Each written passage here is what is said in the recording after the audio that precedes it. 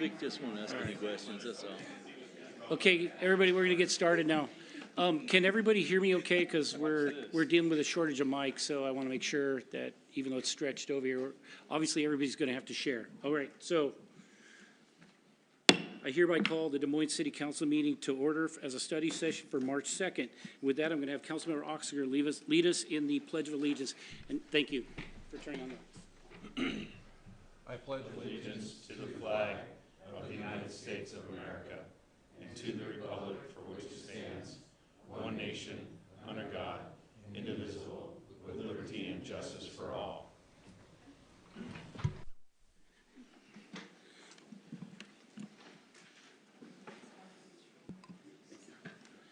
Let the record reflect that all council members are present. Going to take a moment to make an announcement. We will be restarting the Citizens Advisory Committee. For the month of March, we will be accepting applications. Bonnie's going to be posting that on all the website and share it out to the Facebook pages, etc. tomorrow. Basically, it'll go through the month, and then recommendations will be put forth before the council for approval on the first regular meeting of April, which will be April 13th. And now, before we get into the meeting, I want to talk a little bit about this meeting and what type of meeting it is. This is the first of two parts of meeting. Primarily, the city manager and staff will be giving us a status of where they are and so forth, what they're trying to achieve this year, and let us assess all those things so we have a full understanding as a council, and the public does, of what our city's trying to achieve. And then obviously we'll reconvene at the next study session in April to discuss some possibilities. If there's something particular councils or council members are championing and so forth, we might have to make hard decisions about what goes and what stays in those types of decision making. This particular presentation has about 80 slides. So what I'm going to ask council to do is, after each section is presented, I'll do one round of questions and we'll go to the next section, same thing, and at the end everybody will have an opportunity to follow up at the end. So with that, are there any correspondence? Probably not for this meeting? No, Mayor. All right. It'll be now time for public comment. Comments from the public must be limited to the items of business of the study session agenda per Council Rule 10. And before we take comments from the public, I would just like to remind those participants that any person making personal, impertinent, or slanderous remarks, or who becomes boisterous, threatening, or personally abusive while addressing the council will be removed from the meeting.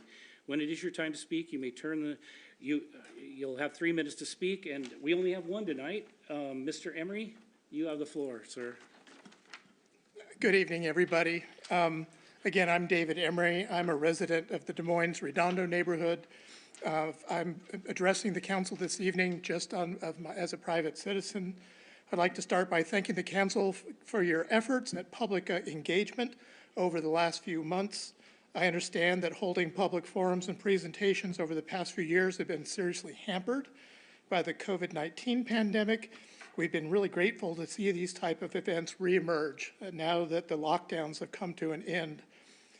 Despite some of the going back and forth on the social media, I personally found those last two public events regarding the marina development to be both informative and a helpful opportunity to voice my opinion on the evolving plans.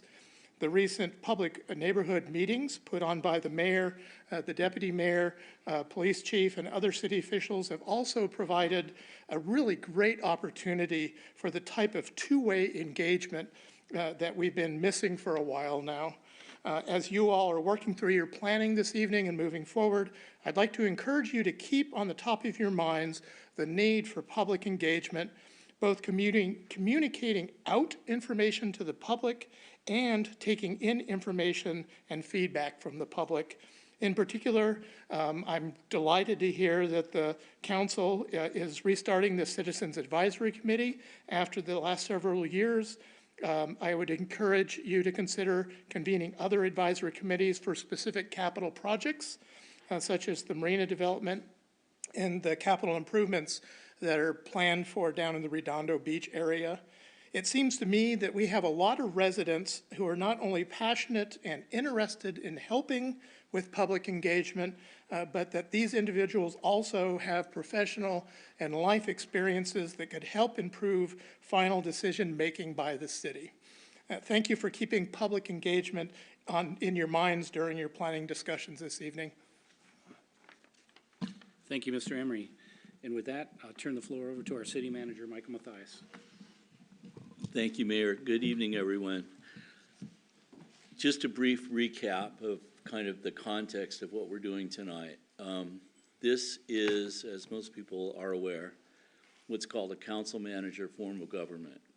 And what that means is that the role of the city council is primarily to, as a group, and voting from their role within that group, is to pass ordinances, establish public policy, pass budgets, and appoint and release city managers.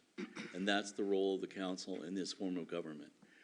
The implementation of the policies, the functioning of the government as a whole, the ongoing addressing of problems, the allocation of resources recommended to the council in the budget are all the responsibility of our city administration. So this is an opportunity, following on the budget retreat from last year, to walk through with the council the responsibilities of our government. And I think there's a couple of things that I'll say in the beginning, and then you can test the truth of this. We have, beyond question, an outstanding staff. Every single person that's going to present tonight is a positive reflection of this community in terms of accomplishing goals and accomplishing work and working for our city. So that's, you know, as I say, every morning I wake up and I have the pleasure of driving to work knowing I get to work with all of you. And that's always inspiring to me and always makes up for some of the negatives that come with this job. So with that, what we're going to do is a series of presentations tonight. And the idea is that, you know, council has interest in certain things occurring. And they need 4 votes to direct us to do those things. And that's fine. But we're, you know, the idea is that we are very close to saturation point in terms of responsibilities. And so what we want to impress upon the city council in this presentation and share with the public is that anything you ask us to do really needs to come in replacement of something we're already doing, because the glass is full. And I think it's hard to give him credit. It's always hard. I can barely say the words, but Councilmember Pennington, I think, said it best.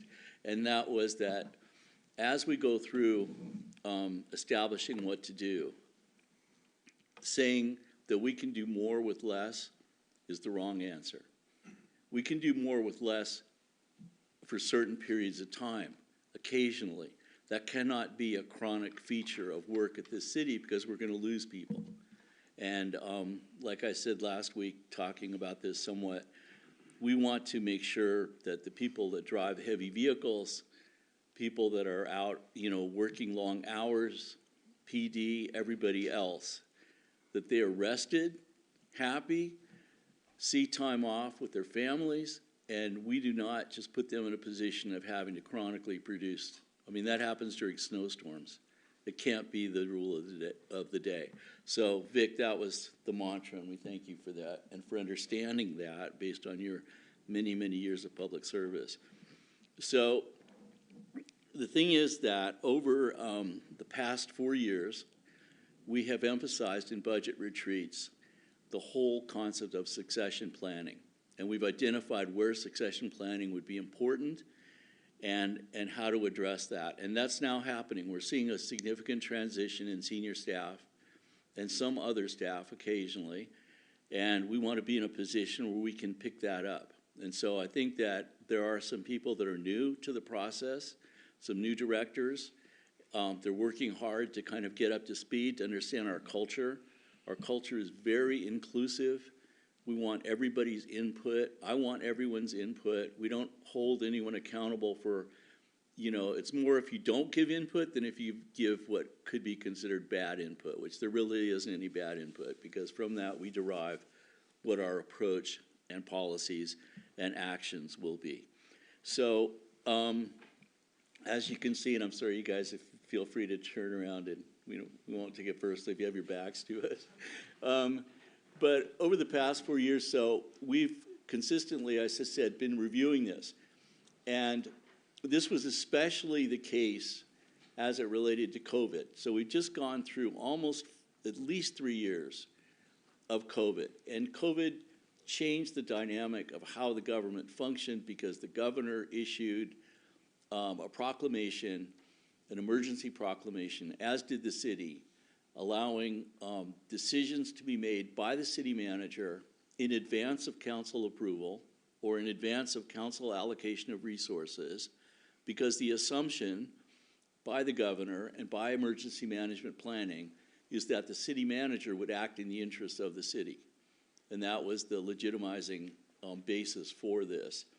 So we'll see both the impacts and result of our succession planning and bringing council back up to speed. The emergency proclamation has now been rescinded.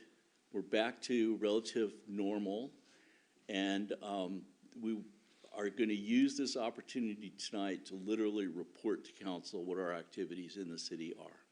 So with that, let's start with, surprisingly, let's start with the city manager's office. So this is essentially, you can see on the left functionality, city clerk reports city manager, as does chief administrative officer. We have a public records analyst. We have a city hall office specialist who assists in various tasks, especially business licenses. And Councilmember Steinmetz, I think you brought that up at one point. It would be helpful to see the business licenses, what the status is. So we're planning to do that in the future and bring that to council on a periodic basis, so you can kind of see the activity in the city. City manager's team. This has evolved somewhat from a slightly smaller executive team, but essentially our city attorney, and as I go through these, every one of these are held by exceptional people. It's amazing. But our city attorney, our police chief, finance director, chief administrative officer, who is Bonnie, the judge, the court, public works director. Andrew is relatively new at this and working hard. I think yesterday was a wonderful testimony to the quality of work that Andrew can accomplish with the bulkhead. Community development director, and that's Denise. Laura sitting in for her, and Laura's just doing a fantastic job as well. We have, harbor master, couldn't ask for a better harbor master than Scott and what Katie's doing there. Human resources director, AJ, and Shauna, who we're slowly schooling on basketball choices. Yeah, right.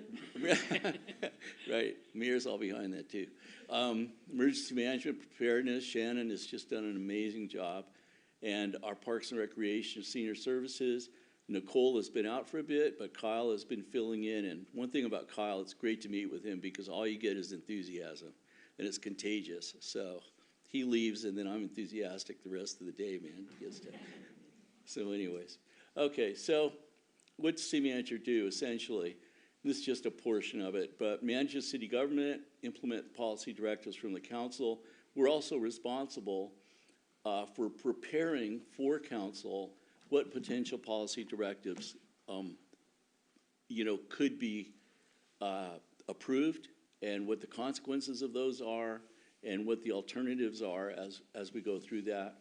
We have to assure, and my job, along with Jeff, who's our finance director, Jeff, sorry I didn't introduce you, but is assure solvency and stability in the city budget, which happily we, for the last 6 years, after facing the potential bankruptcy, and I know that Councilmember Pennington and Councilmember Nutting remember those days, that we've emerged, and we've emerged strong.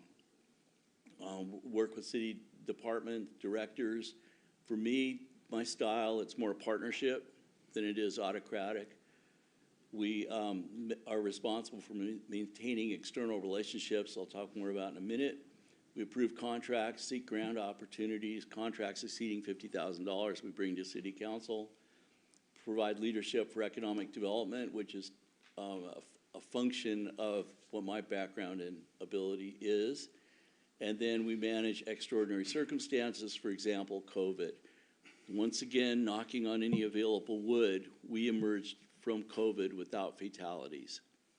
And that's quite an extraordinary accomplishment for our city family, and to the degree we're able to minimize that working with community partners. Okay.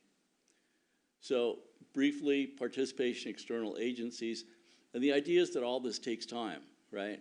So I'm on the board of SCORE, on the administrative board, that's decision-making. Our finance director is on the finance committee. The police chief has been involved with the operations committee, and we meet monthly or bi-monthly, depending, and manage SCORE along with, we had 7 owner cities. Federal Way withdrew, and we are now down to 6. But I'll tell you a quick story about SCORE, was that when SCORE started, the city was, along with the other cities, there were going to be bonds issued. And what happened was that our bond rating was so low that we were going to dilute the pool and cost everybody more money.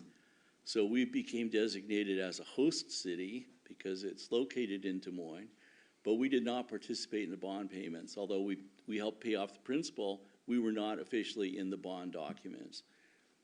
Recently, with Federal Way leaving, all the bonds for SCORE were refinanced. And this time, based on the fact that we received a 3-step bond upgrade from Standard & Poor's AA+, at the meeting with the bond council, it turned out the city of Des Moines had the highest bond rating of anybody in the room. And so now,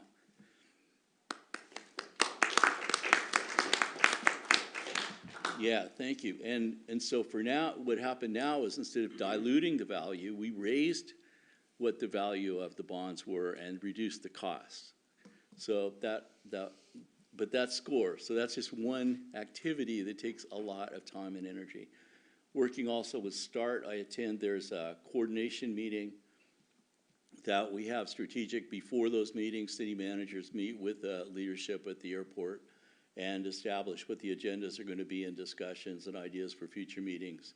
We also have a subcommittee, Noise and Legislative Subcommittee. I know Anthony is here and has been a part of those subcommittee meetings, and I know that START, they're planning a legislative trip, I believe, to Washington, and I think Deputy Mayor Buxton, you're involved with that, if I'm not mistaken? And myself. And the mayor. Good, perfect. So that START Highline Forum, once again, is an opportunity for the major cities in our area, in our region, not that they're minor cities, but major cities, the Highline College and the port, to meet on an ongoing basis and kind of share events and strategies and activities. Soundside Alliance, which is our economic development regional group, which Deputy Mayor Buxton, are you going to be in every one of these? Are you the, yeah, you're the chair of the policy committee for Soundside Alliance. There's also an operations committee that I participate on, which establishes kind of things for the policy committee, and that's always been understaffed and has been challenged for resources. South King County Housing and Homeless Coalition, guess who's our representative there? Deputy Mayor. But once again, that's something that's evolving and trying to establish the resources to further affordable housing goals in our region. And we joined that because we wanted to be part of a regional effort, and that's what that is providing. Also, I attend King County City Managers Association meetings, along sometimes other staff will attend those. We have relationships with the Association of Washington Cities. We are, for liability, work with Washington Cities Insurance Authority. Part of the Washington City Management Association that I was, proud to be awarded a City Manager of the Year a few years ago by that organization. And there was fire chief. Were you the fire chief then, or the deputy mayor? Deputy mayor, right. Flew all the way into Richland for the award and then flew back. So that was a great honor having you there along with some of our staff. I'm part of the International City Managers Association. And these all are important because they stay, you can stay in tune with what's going on nationally I participate in some Zoom meetings that are sponsored by the Council on Foreign Relations to talk about specific issues. Had the pleasure of getting in an argument with the former Vice Chair of the Federal Reserve about aggregate demand at one point, which was fun. And then we also work with the Regional Tourism Authority, which, with under the new leadership has been much more responsive to the city and our needs. And Tim has worked closely with that, as has Ashley. Appreciate. There are various professional organizations, planning organizations also that we participate in. We have multiple partnerships with Wesley and worked very closely with them, as did Councilmember Pennington when he was fire chief, on COVID and prevention and activities that could safeguard their well-being. Okay. Next. So, citywide activities involved with, we're right now doing the comprehensive plan. I think Laura will talk more to some of these, but these are all things that, we try to figure out the best way to do, and that's a collective effort. So we work on updating our comp plan, our housing action plan, effective public safety. One of the things that our police department has accomplished, and I think the chief's leadership has been phenomenal, and it's going to be missed, is accreditation. We also do the annual budget preparation, and that's a process where we have interviews or discussions with each of the department heads as to what their needs are and what their plans for the future are. And somehow the request for resources always exceeds what's available. So I shouldn't say this, but my theory of budgeting is you bring everybody in, and the people who complain the least, you cut the most, okay? So, no, just kidding. But at any rate, yeah, so we do the budget, and the budget message, and we have, as I said, we have been very successful at keeping this city solvent and stable. We prepare the comprehensive annual financial statements. That's going to be in Jeff's presentation, but we've received ongoing yearly awards for the quality of those financial statements. We had meetings with the auditor, and all of those have been squeaky clean, except for occasionally some specific exceptional issues, some remaining from past regimes and so forth. But we've had clean bill of health from the auditor in every regard. We prepare grant requests, contract compliance for grants received. All of this is interdepartmental, where one department that's, Public Works is great, and Andrew at acquiring grants. Same thing with the police department, and so we try to work with people that have skills. Rochelle has great skills in grant preparation, so she may work, multi-jurisdictional or interjurisdictional to try and secure money for the city. We provide support for city council, the packets that you get every meeting, issues that are outlined. We also support the committees and comprehensive work plans that each of those committees prepares, and they want information on. And like tonight, there was public safety. There was an update on the cameras, and some, so this is something that key staff devote time to preparing these, so council has the most current information, and that's what I consider huge and significant responsibility that we need to fulfill for the council. As I said, we do the agenda items, do packets, administrative support for council activities. Last night, I think that the bulkhead event would require notification because there are going to be at least 4 council members present. So the Open Public Meetings Act, which is the state law governing council activities and public activities, needed to be fulfilled. And so we had to notice that meeting was taking place. And as the mayor said, Citizens Advisory Committee is something that we want to resuscitate and bring back to value. So also, and Shannon will talk more about this later, but in addition to everything we were trying to do to maintain the city, we had to do emergency operations for COVID. And typically, and as I've said before, when you have emergency management, you're thinking there's an external event. there's something that happens, something defined, be it an earthquake, be it a toxic spill, whatever it is, it can be ultimately defined, it can be surrounded, and it can be dealt with over time to try and reduce the impacts. COVID was exactly the opposite of that. It was an internal incident that kept spreading, and it spread through people. And it was very, very difficult in the beginning to get a control on that. And eventually, the pharmaceutical industry created vaccines. We tried to support the use of vaccination in our city staff, and we're able to do that, as I mentioned earlier. But we had to coordinate with external agencies, other first responders. Our police department worked closely with the fire department. There were certain protocols in place. There were new protocols, which basically fire, because they had all the equipment, the personal stuff to protect themselves, were literally first on scene unless it was life safety, and then the police had to get involved. And there was also emergency medical preparation. One thing, for example, is we used a portion of the federal money to contract with outdoor research to provide both gowns and masks, I believe, for the fire district. So ways that we could both interface with the business piece and the first responder piece. Okay, let's see. Next. Right. City legislative agenda. This only has one bullet, and I like slides like this because that's a result of Anthony being so skilled at what he does.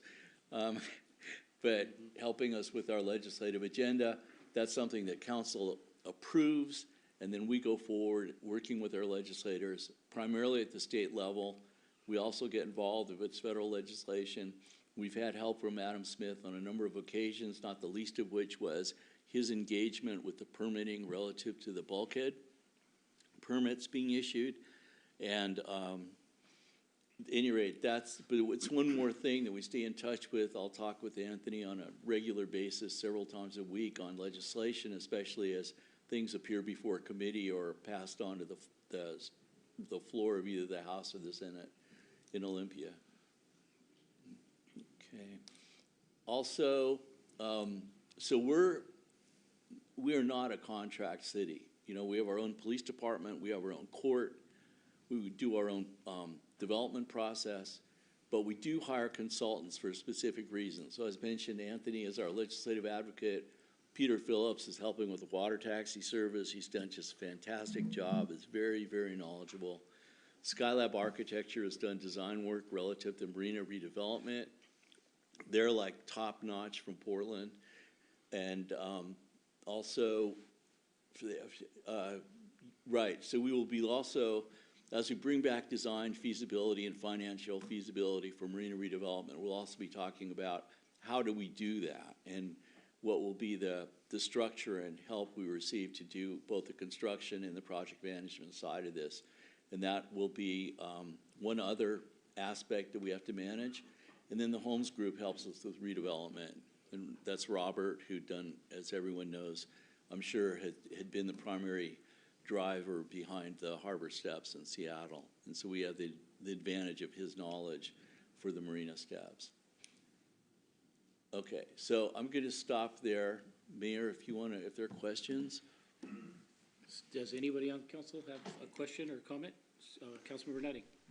Hi, thank you, Mayor. I just got a quick question on the SCORE portion of things with King County closing down one of their largest jails. Are we going to reap any benefits from them joining in and possibly buying beds at SCORE? Yeah, thank you so much. Yes, the answer is yes. And there's both DSHS and King County, the state jail system and the county. Both of those, we're right in the process. Devin is in the process of negotiating contracts with them, and that will help relieve our costs associated with SCORE. So, thanks. Yeah. Thank you. Anybody else before we Just got a comment. Okay. We'll have to do a sharing there.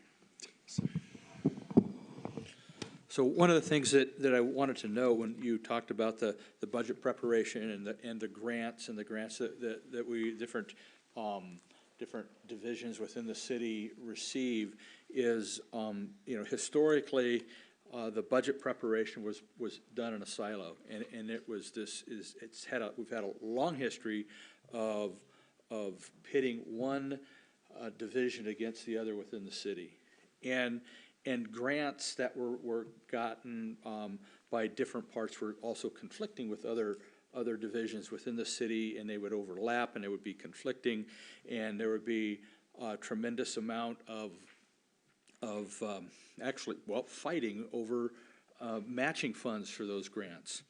And so one of the things that when the city manager, when we chose Michael as a city manager, one of the things that changed is the siloing of budgeting went away. So everybody knew what everybody else's needs were. And they sat down and figured out what the greater needs were, and one division would say, or one department would say, oh, well, we'll hold off on that this year, we'll do it next year. That way you can take advantage of the dollars. The grants that we've received no longer were conflicting. We had grants that were on top of grants that were, you'd leverage one grant to support another, and you were doing all sorts of crazy stuff. And it was a huge shell game within the city. That's all it was a big shell game. And the chickens came to roost. And I tell you, again, and you've heard me say this a lot of times, $750,000 away from bankruptcy, away from the city being divided up amongst the surrounding cities. So the change in budgeting, the change in the budgeting process, and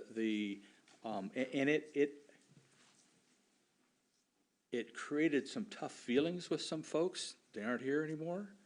But you know what? We're a better city. We're a solvent city.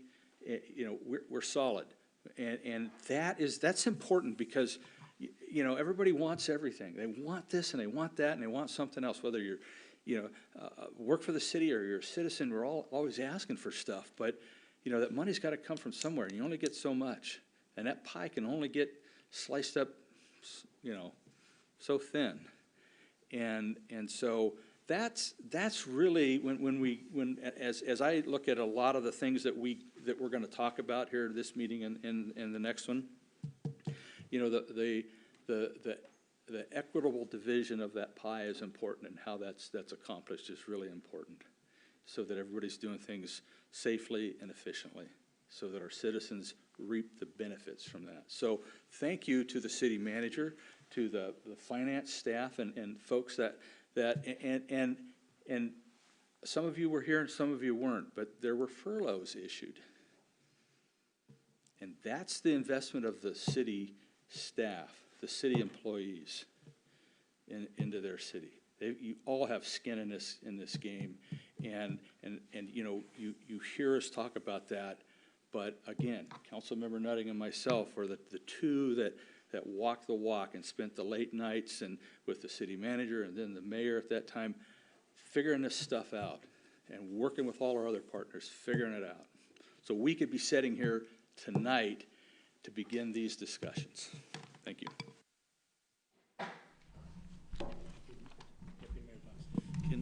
I just want to make one comment. Harvard guys have a hard time formulating questions. You want me to? Yeah, no, I want to. I'm sorry.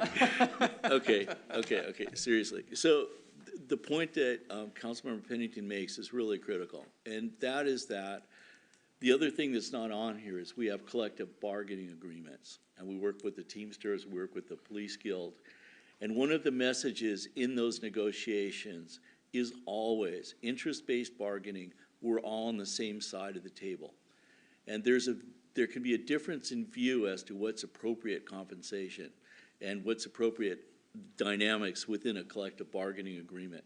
But in every single instance, I think we have been successful at convincing the bargaining units that we're on their side. And we are not trying to intentionally balance off interests. We're trying to maximize what we can provide. And there are limits to that. But that's the message in everything we do, that how can we stretch those dollars? And what Councilmember Pennington also is referring to historically is that the city was not disciplined about having structural revenue pay for structural expenditures. There was one-time money paying for structural expenditures, and when the one-time money ran out, we were in a position of it could have gone to receivership in a court. This city could have been in receivership. We were that close. And fortunately, through a lot of discipline and a lot of sacrifice and a lot of involvement by everybody, we pulled out of it, and now we're strong. And that's an incredible accomplishment for everybody who had a part in that. So, thank you. Deputy Mayor Buxton. Thank you, Mayor. I just wanted to make a comment with all this vying for grants and when that de-siloed and the comment there wasn't a loss over that. I mean, in the last 5 years, I added up the spreadsheet during the budget season, and we gained, I think, a little over 30 million, like $31 million in grants in the last 5 years. And so there was no loss with that, getting rid of that anxiousness over trying to share. Thank you.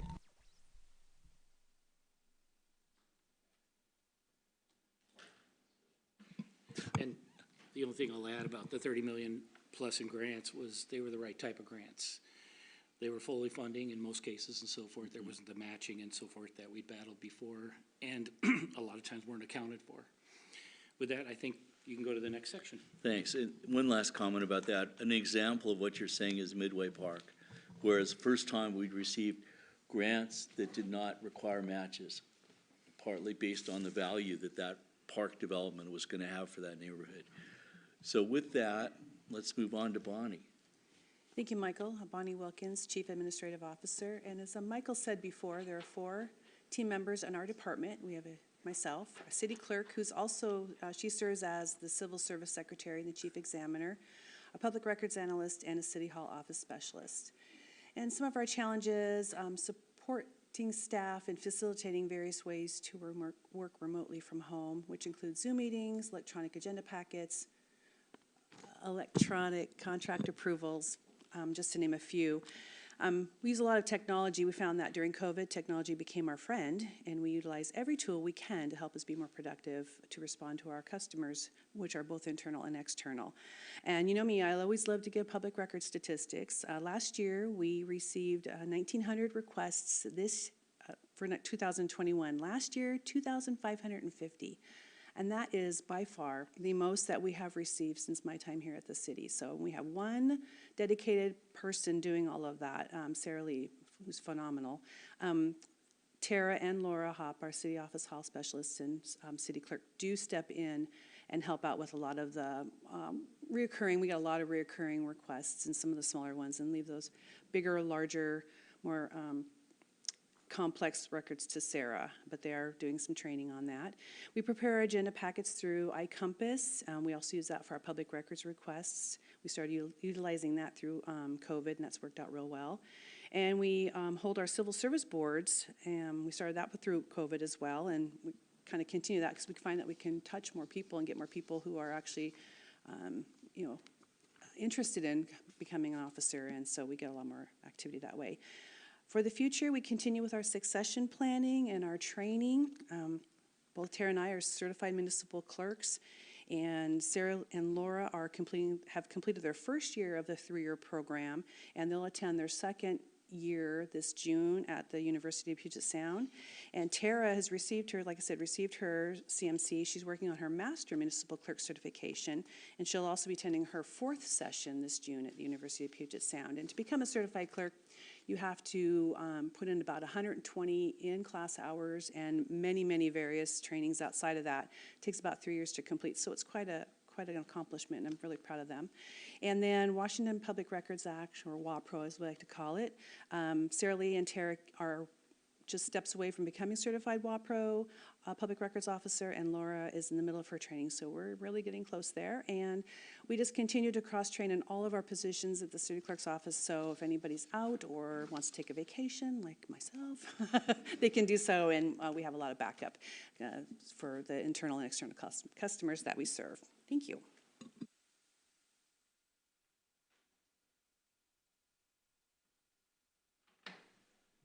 questions or comments from council? Seeing none, we'll move on to the next. Okay, we'll move on to Public Works, Andrew. All right, thank you. Good evening, council. My name is Andrew Murgis, Public Works Director for the city. You've seen a couple of these slides previously in last year's budget meeting that we had, but I'd like to review Public Works a little bit about what we do. So the primary functions in Public Works deals with operations and maintenance of city physical assets, roadways, the storm utility, parks, facilities, fleet, and equipment. We also implement or help implement with other directors the $150 million capital improvement program, the 6-year program that we talk about and adopt every year. And those are improvements to existing assets and constructing new assets, like the bulkhead project is part of that capital improvement program. As part of the process this year, it's expected that staff will engage in how do we start bringing the marina redevelopment priorities into that capital budget, and then talk about how do we assign resources and execute that. So that's going to be a lot of discussions across all city departments on that. We also help out with development review services with Denise and Laura. We review and approve privately built public infrastructure. It's one of our tasks. And we also work closely with emergency management and response. Now with Public Works operations, one thing I wanted to point out, which I didn't last time, is how much we get involved with from a budget perspective. We dabble in the general fund, the street fund, the arterial paving fund, the development fund, surface water fund, equipment rental fund, and the equipment replacement fund. So with the staff that we do have, we do a lot of tracking. We try to keep all of those separate budgets in line with council priorities. And it is a challenge, but it's fun. So we get to dabble in a lot. Almost all Public Works operations are non-discretionary. So the next slide I'll talk about here is a lot of things that we do that we have to do to help the city manage liabilities. A lot of things that we can't say no to. Next slide, please. So this slide, I hate putting up a lot of bullet points, so I apologize for that, and I was going to try to do it in one breath, but we do a lot. So all in the details, in the Public Works operations, just to run through it for you guys, we do building maintenance, janitorial management, parks maintenance, downtown beautification, like all the planters you see, all the landscaping within public right-of-way and parks. We manage the fuel services in conjunction with Scott Wilkins in the marina. We deal with all sidewalks, guardrails. We manage over 100 miles of roadways, multiple bridges, signs, signal management, traffic and pedestrian services, street light management, traffic control devices, like all the signs you see, and all the markings on the streets. We manage snow and ice control, which I would say is not the most pleasant part of the year. I'd rather that just be warm all year round. Median maintenance, litter cleanup, right-of-way permits, surface water management, over 200 miles of storm drains, ponds, outfalls, water quality vaults, and flow control facilities. Street sweeping, mosquito control, habitat restoration, and over 200 vehicles and pieces of equipment. That's just operations. That's a lot of work that we have to manage day to day. We dabble in all of that every day. Now on the Public Works CIP side, right now in 2023, we have over 45 funded CIP projects for this year alone. I can guarantee you that with staffing right now, we'll get a handful of those done. Some will be delayed, and we'll be talking about that during the budgeting process and just how we manage that type of work. But over the years, in the 9 years I've been here, it's gone from probably a dozen projects up to what we see now, and there's a huge demand on resources that just doesn't exist to manage that much from a capital perspective. We also help with the implementation of the marina redevelopment, like I said, with the priorities. So new capital projects are expected to be added to the CIP budget that we'll talk about. And that, like Michael, like the city manager said, we're going to have to talk through priorities on what we want to focus on and what can we slide into future years. Next slide, please. So resources, we chat about this in the past in the fall a little bit, but I'd like to bring a little bit of light to where we're at today. So the good, in engineering services, we've got one vacancy instead of multiple. We've got 12 FTEs budgeted, which is great. I'd love to have 12 more, but budgeting-wise, it's unrealistic. So we're filling positions. Operations and maintenance, we've got one current vacancy. Currently, we've got 23 budgeted positions, so that's nice. Still, with the previous slide, as you can see how much operations and maintenance we do, we still do a lot for the size of city we are. We have a very small crew for the 35,000 residents that we serve in the city here. So when we talk about the challenges, there's still a very low application rate to any open positions we have. Retirements continue to accelerate, but what we've noticed in the operations as well as the engineering side is that we have a very young workforce.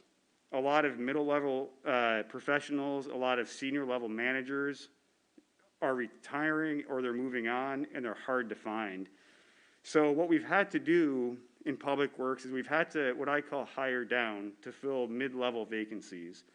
And where that hits us the most is when you have licensed or certified professionals that you need to get work done, like manage a capital project, we can't find those individuals. So it puts a really big gap, especially on our capital project delivery. We've hired down just because, like, for example, we've had a licensed engineer position that stays online for, say, 9 months.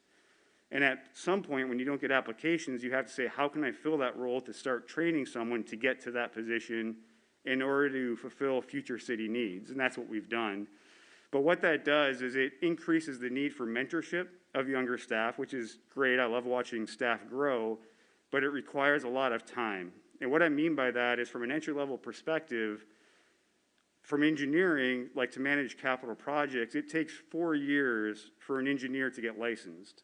So there's a lot of training that occurs in that 4 years in order for someone to feel comfortable executing a contract and managing a budget, consultants, and construction contracts.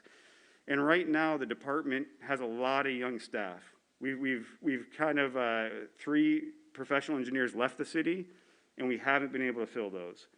Now we have a lot of young entry-level engineers, and that's a challenge for us, a great challenge to see people grow again, but it takes time. So I just want to talk about, when we talk about the CIP coming up and those 45 plus projects, we can't do it all. And it's going to take time for us to learn and get licensed to be able to continue delivery at the high rate we've been doing in the past couple of years.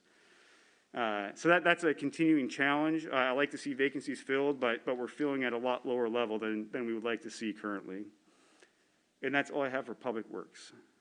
And just one comment, which the police chief and I believe AJ will talk about as well. But what we instituted for the police department was kind of incentives for laterals and so forth to come over. And that's been successful, and we're starting to look at what the possibilities are to do that with Public Works. So that may be something that helps, but they'll go into it more.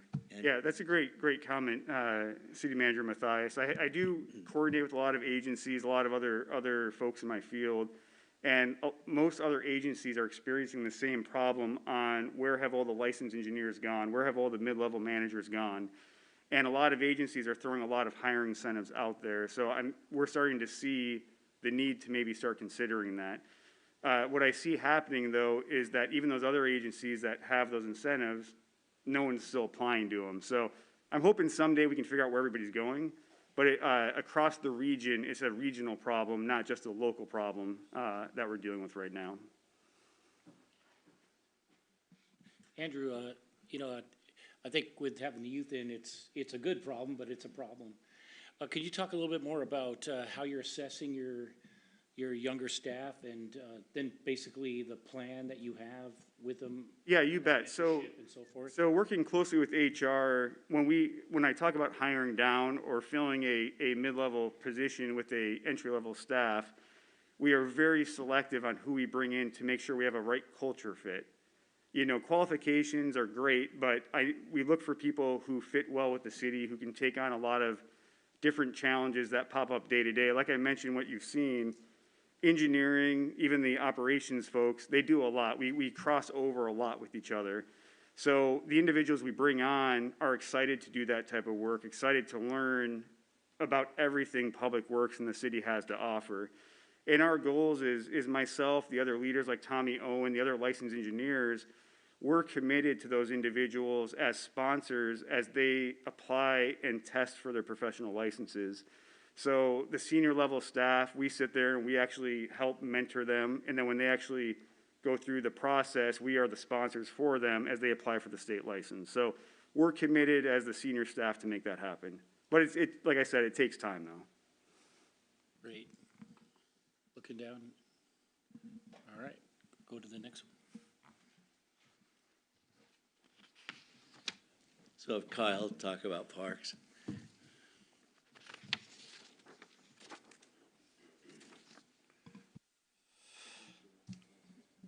All right. Good evening, everyone. My name is Kyle Ellers, Recreation Manager for the City of Des Moines. Here to go over a couple pieces of information that will shed light on our department's organizational structure, one of our unique features we have, and finally some challenges we see as a department. So as we take a look at the first slide here, it displays visual of our current organizational structure of both our Parks and Recreation Department and our Senior Services. At the top there, you'll see our director, Nicole Nordholm. On that left-hand side, she oversees myself, Recreation Manager, Assistant Recreation Manager, Recreation Coordinator, Program Support Specialist, and our part-time office assistant who works evenings to allow programs to happen. On the right-hand side, Nicole oversees the Senior Services Manager, Senior Program Assistant, Department Aide, and our newly hired shuttle driver who takes all our seniors on the trips that they do and all the field trips. So that is 7 full-time employees between the two departments and 3 part-time employees who help assist in day-to-day activities. Next slide, please. So here we have a little bit of a breakdown of what makes our department pretty unique. We have a heavy reliance on part-time and seasonal hires. They play an intricate part in helping support and facilitate the programs we offer on a day-to-day basis and throughout the seasons. Outlined on this slide is a breakdown of just some examples that we do, and you'll see at the start, Camp Chaos, which is our summer program that we have over at the field house. That requires about 20 to 30 employees annually, and they help facilitate the day-to-day operations of our either 10 to 12-week summer day camp. We'll go down to Club Chaos, which is our after-school program, which requires 4 to 8 employees annually, and they help facilitate the day-to-day activities at the basement of the field house, doing crafts, games, and so forth. Youth sports, basketball, soccer, t-ball, coach pitch. We do about 10 to 15 employees depending on the season. Basketball is a little bit more of a demand. We have a lot of people interested in that sport itself. And they help facilitate all the youth sports programs, including referees, scorekeepers, and umpires. Field supervisors requires about 4 to 8 employees, mainly stationed at Stephen J. Underwood, with doing Saturday, Sunday field preps, and then co-ed and adult softball throughout the week. And then special events, about 4 to 8 employees, which help facilitate special events such as Breakfast with Santa, Extravaganza, and Movies in the Park.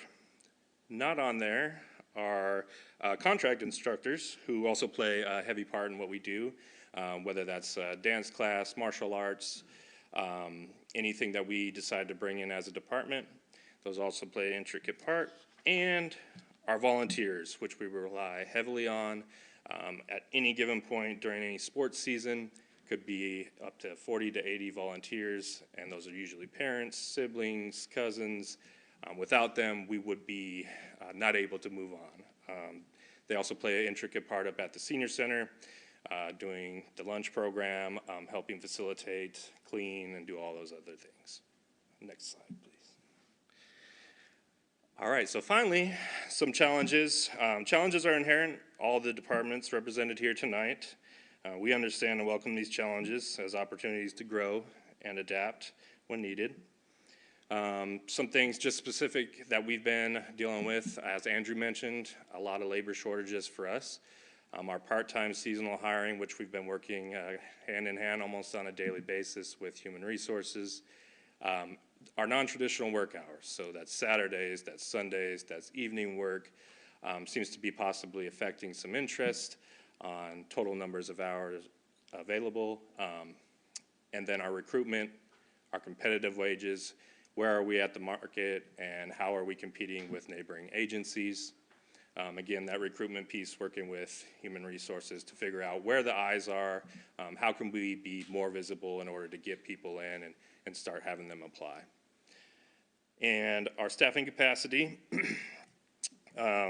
although we have labor shortages, we do have a wonderful full-time staff who's very supported throughout the city by everyone. And with that, we're continuing to offer high quality and sound programs, but sometimes those programs become long and hours long are worked, long hours of worked, and we want to continue to offer those high quality programs. So, and then additionally, just continual improvements to our parks, upgraded equipment, new features, new programs in those parks, with the mindset that each park is requiring more attention. That takes employees away from other tasks at hand that need to be prioritized.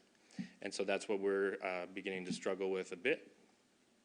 So in conclusion, we are welcoming challenges, and we might encounter more challenges, but our small and mighty Parks and Recreation Services Department will continue working hard to provide the highest quality programs that we can to the city of Des Moines. Thanks, Kyle. Before you get questions, just a couple of comments. One, it's really extraordinary in parks, as is throughout the city, the amount that they are able to do with the people that are there. It's just extraordinary. The other thing is that relative to improvements to our parks, one thing that we continue to work on and are getting closer to finding some solutions are ways to, especially for the coming summer, hopefully to have Stephen J. Underwood open to the public during days, not just special events, and to open that up. And the issues, of course, have to do with the hygiene of the bathrooms up there and maintaining those, and then also security for people. So we're working with both providers of security, our police department, our parks department, our public works department, in terms of, you know, how can we facilitate access to those assets on a greater basis for our community. Thanks, Kyle. One question and one offer. Are we competitive with the market? Yeah. Like I said, I think AJ, myself, Shauna, and Betsy, all when we go out for something, we make sure we're checking neighborhoods or neighborhood cities. I think we are. I think it comes down to that other piece as well, is just recruiting and where the eyes are seeing the postings. And the other is more of an offer. If there's ever an opportunity for a council to come and thank your volunteers or your part-time staff, please let us know, because we know how they work, how hard they work for our youth and our seniors in the community. So please take us up on that offer when you can. Awesome. Thank you. Anybody else? No? Okay.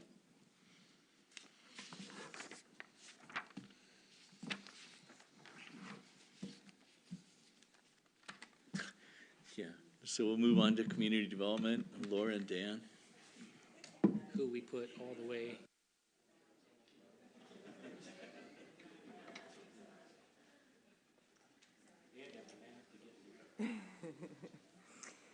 Good evening. I'm Laura Tachico. I'm the Planning and Development Services Manager, and I'm here with Dan Hopp, the building official, to represent community development. So our department, led by the director, Denise Lathrop, is split into the building division and the Planning and Development Services division. About a week ago, we managed to get all but one of our staff together for a photo, but we leave no staff member behind, and so we do what it takes to make sure everyone is represented. Next slide, please. And so for this one, this is actually the Planning and Development Services Division, which is a subset of community development. So for this division, we have 4 full-time employees. One's currently vacant. So there's the Planning and Development Services Manager, a Senior Planner, and a Land Use Planner 1. And the position we have currently posted, Andrew talked about hiring down. Ideally, we'd like to have a senior planner. We learned when we listed for a planner 2 and ended up hiring a very strong planner 1 that we went flexible and listed for both the senior planner and a planner 2. In terms of our division's primary functions, It's assisting in developing the long-range vision for the city and enhancing quality of life through things like jobs, housing, and economic development. So our division is split into two functions. One is development services, and that's the current planning function and arm. Through those, we review a wide variety of public and private permits. I did not do an entire bullet point list, but just examples are critical areas, shorelines, design review, telecommunications, business licenses, and many, many more. And then the planning or plan development arm is our long-range planning functions. So through this, we develop strategic plans such as the comprehensive plan, the housing action plan. We support economic development efforts, track demographics and housing data, and assist in drafting legislation. And many or most of these items are regulated or required by the state. And so once we've implemented those, they typically trickle down into code changes, and then that rolls back into our current planning functions. Part and parcel with being a smaller city is we wear many hats, and so there are a lot of extra functions that we do. A few of them include assisting with solid waste and recycling program, code enforcement, and emergency management. So next slide. And then our current, most current long-range planning project is the Housing Action Plan, and that is a strategic plan to come up with strategies and actions to provide greater housing diversity in the city, more affordability, and access to residents or housing for residents of all incomes. And this plan will eventually feed into our comprehensive plan update, and that process is just taking off. Part of this project, there's a mandated public engagement plan, and we've worked with our consultant to put together a robust outreach plan. There's been 2 open houses at Highline College, a tabling event to the Des Moines Library, City Currents, there's a project website, social media. There was an online survey from November through January that yielded over 200 responses. There are one-on-one interviews with a pretty lengthy list of stakeholders from all different disciplines. And then our next scheduled event is going to be next week at the Des Moines Food Bank. And then I think the next slide is the building division.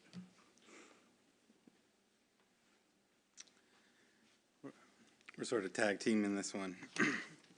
Hi, my name is Daniel Hopp, and I am the building official here at the City of Des Moines.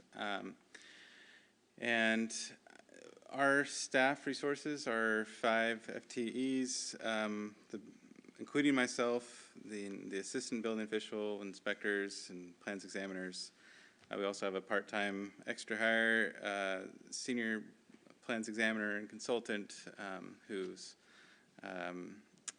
graciously retired and came back to help us a little bit as we transition here. We also have 2 FTEs budgeted that are shared permit technicians with the Planning Development Services Division. Our primary functions include development review and plan review, approval, and issuing of private and public development permits. So this involves the intake of the permits, the review for code compliance, ongoing inspections, and then, of course, a constant communication with staff, other departments such as engineering, planning, fire, the public and contractors. We do a lot of collaboration with different departments. And a range of permits that we have are like land use, design review, building, mechanical, electrical, plumbing, fire. We've had roughly 1,400 permits come through in the last 2 years, 2021, 2022. Each year, 1,400, and then so far about just under 250 this year. So our permitting staff does an excellent job getting those processed, reviewed, and inspected. Dan, let me just make one comment. I think it's important for everyone to understand that of those 1,400 permit applications, every sponsor of each of those permit applications feels theirs is the most important, that should get addressed right now. Is that true? Well, that was just the building department, 1,400. We actually have more like 2,500 total. But yes, you're right. We all are important here.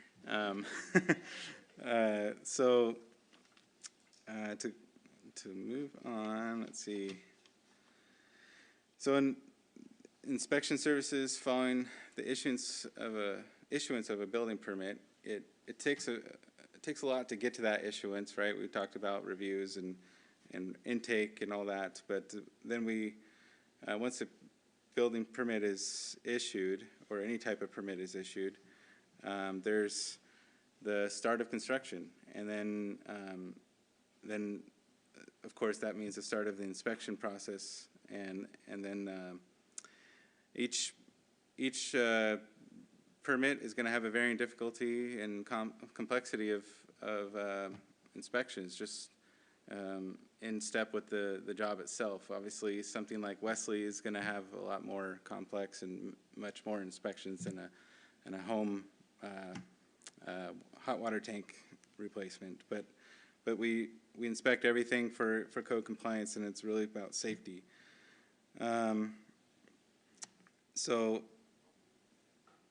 Fire and life safety, speaking of that, fire and life safety is, I could put this as the first primary function.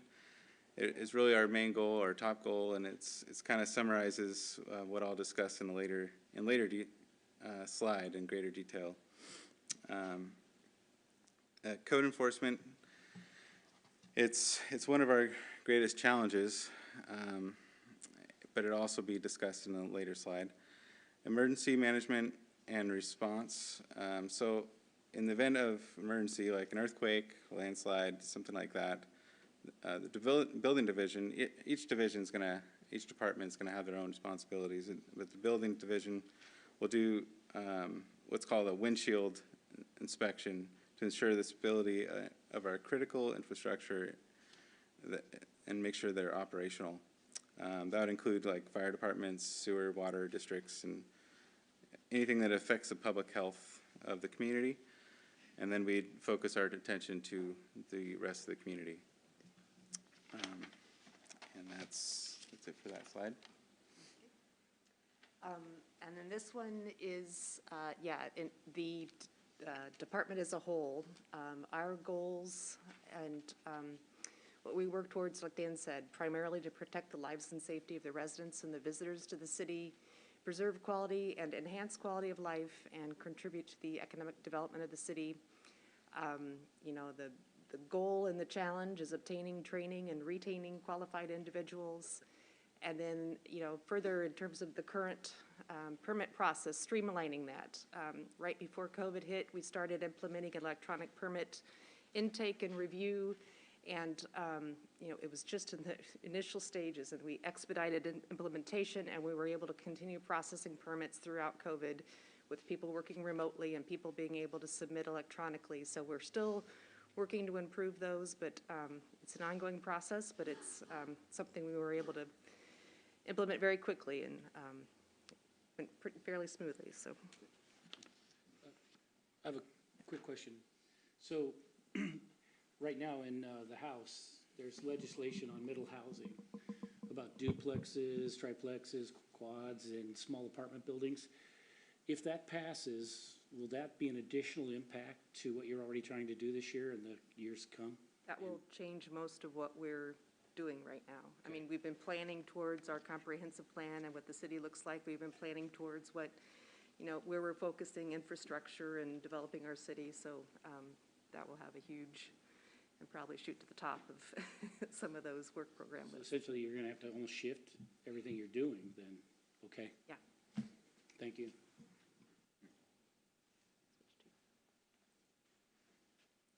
Next slide, please. So one of the bullets I'll skip down and I'll come back because you just mentioned it, is the code maintenance and changes directed by state legislation and council. So that is a challenge when we have a lot of what we do is mandated by the state to enforce minimum code, and RCWs come out, and then the WAC is sort of interpreting that into code, and so when those changes come out, it creates a challenge for us to maintain how to regulate and enforce those laws. Every year, every 3 years for the building code, it changes, and so that there's always ongoing education. There's always a new code coming around the corner, and you gotta the state mandates it, and then we have to enforce it, but also educate the public as best we can. And first, it starts with us. We have to educate ourselves, and then we educate the public, the contractors, the homeowners, and a lot of that's through just our conversations with them, through permitting process, through the website. We have lots of resources on the website. So a lot of that does present a challenge. But just to kind of reiterate what Laura was saying about our objective for fire and life safety, and what I was saying earlier, the proper code compliance ensures that the life safety, structural integrity, and accessibility of new construction, alterations, and repairs, as well as safe installation of electrical, solar, plumbing, fuel, gas, heating, and air conditioning. So that's the intent of these codes, and we accomplish that through enforcement of federal, state, and local codes governing construction. So the codes also protect the firefighters and emergency responders during building emergencies. There's a lot of education that we do. We try to learn something every day, never stop learning. It's kind of our goal. There's approximately 20 adopted codes that regulate construction and accessibility for new and existing structures. We always have to, they're always changing, and we always have to keep up with that as well. One of our challenges is obtaining and training and retaining qualified individuals. It's kind of a common theme going around, the labor shortages. That was no different from our department. I was fortunate to be part of a succession planning process, and going through that, it really helped me grain in myself that's how how I should be looking at my own staff, and it's always room for improvement and growth and opportunity. And as long as that is there and present, there's a good chance you're going to retain the individuals you get. I'm very fortunate to have a wonderful staff. Like many of us around in this room, have just great staff, and the goal is to retain and to grow. But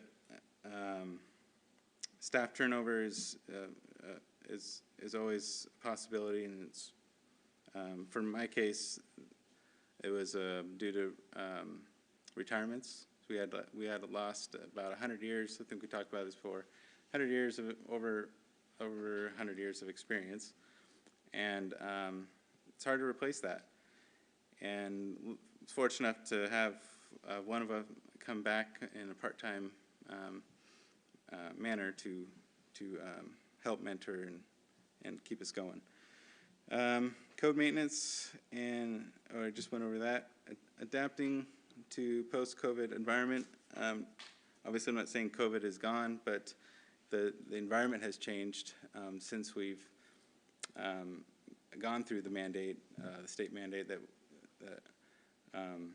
mentioned before, and that was a challenge in itself. But even after we've gone through it, there's a new way of doing things.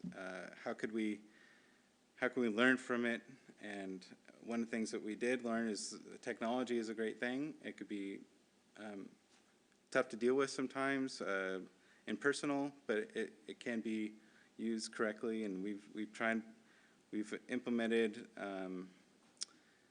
some digital review software, and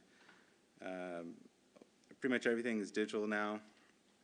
We have introduced flex schedules and transition to everything electronic, and increased security recently by creating a secure check-in process by collaborating with the court lobby and the new City Hall's location.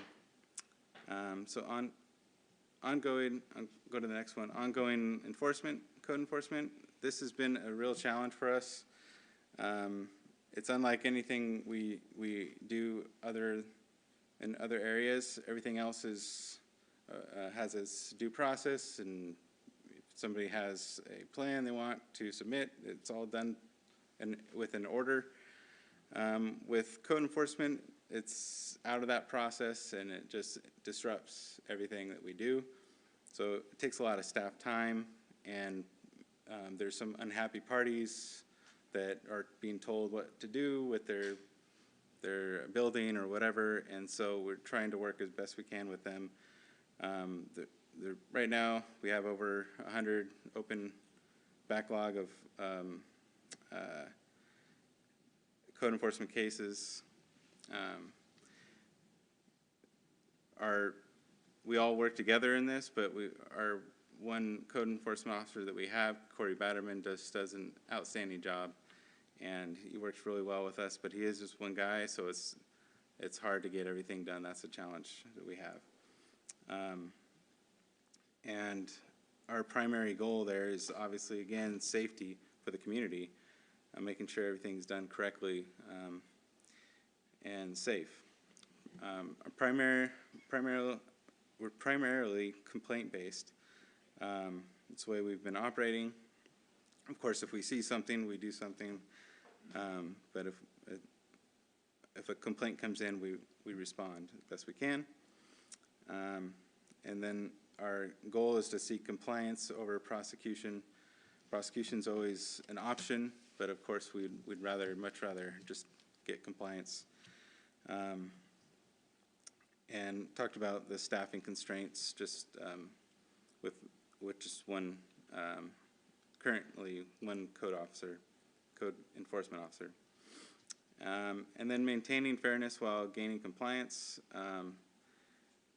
Like I said before, there is an order to the permitting process, and code enforcement action is oftentimes in the middle of a project. This can take up a lot of staff time, and in order to get them to the right track, it takes a lot of our time.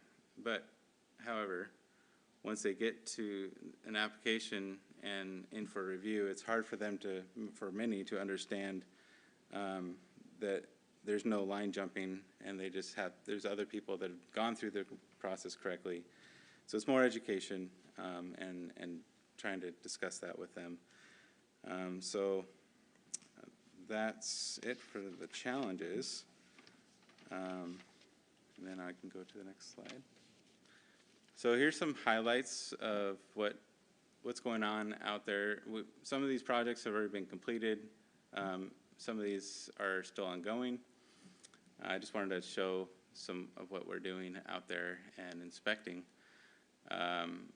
You see the former Van Gaskin Park up there. That was just kind of a fun one. Soundview Park, the deck and paths and landscaping art. Then we have the Point by Vintage. It's next to that, 5-story mixed-use building with 161 units with parking below. And then, of course, Popeyes and Burger King, and 7227 mixed use is another one that's continuing to grow right now. And then, of course, the Des Moines Theater that we're all excited about, the repurposed building, theater, retail, multi-use, and residential living. Of course, we're excited about all these projects, I should say. North Marina bathroom, just got recently finished at the north bulkhead. And then the Wesley Homes Phase 3, of course, with many memory care units and catered living and care center beds, and a total of 185 units. It's our biggest project we have going on right now. And that's it. So Dan and Laura, thank you so much. So a couple of comments about, so when Dan is saying that 100 years of experience walked out the door, that was because all these projects were waiting for that to happen, so you got all of them. So it can But age 100 years. that's right. But I think one of the things that's really interesting is in the slide where you had the bullet points prior to this, you know, just the way that slide is organized shows you the depth of knowledge and the great job you're doing. Because you are balancing so many different pieces to this. And one thing, for example, you know, compliance. Okay, with what? Compliance, you have to address International Business Code, Building Code. You've got to do the state requirements. You've got to do all the emergency management pieces.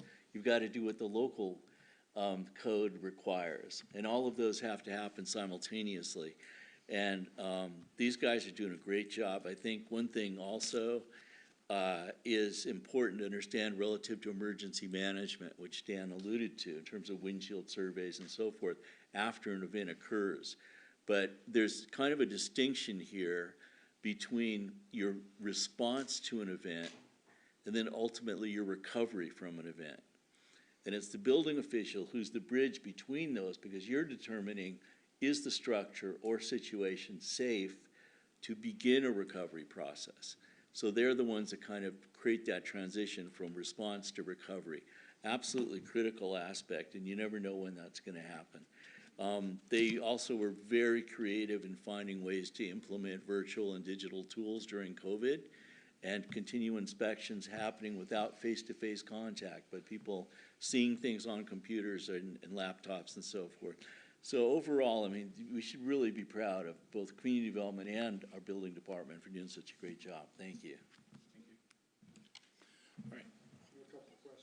Yeah, I'll start with Councilmember Nutting and then to you, Councilmember Harris. Thank you very much for the presentation. I just got a couple questions, and I think that City Manager Matthias answered it. First off, we follow the IBC, right? Correct? Yeah. Okay, and that's updated in July every year, is what every 3 years. So every 3 years. It is scheduled to be updated this July. Of course, that's subject to change. I mean, Of course, this is a challenge all the time. And then the next question is since we've become a city that's moved into a great deal more commercial construction, how much do we rely on owners to provide special inspections or inspectors like Mays or MTC, and what are we relying on them to do? Are we like the earthbound systems or rebar, concrete? I mean, what do we rely on the owners to provide? It's a good question. It's actually is mandated in the IBC, like you mentioned. There's chapter 17. It'll talk about all the different. It has a big long list of what special inspections are required for a job. So like one for like Wesley, there are many that we would not necessarily go out and look ourselves. A special inspection like May's company would go, and they would do those inspections, and we'd see the reports. So if we make sure they're conforming, and but there is a laundry list, and I can get you that later probably. No, it's okay. I just wanted to know that we're relying on special inspectors. We are, and we're following the guidelines in the IBC for that.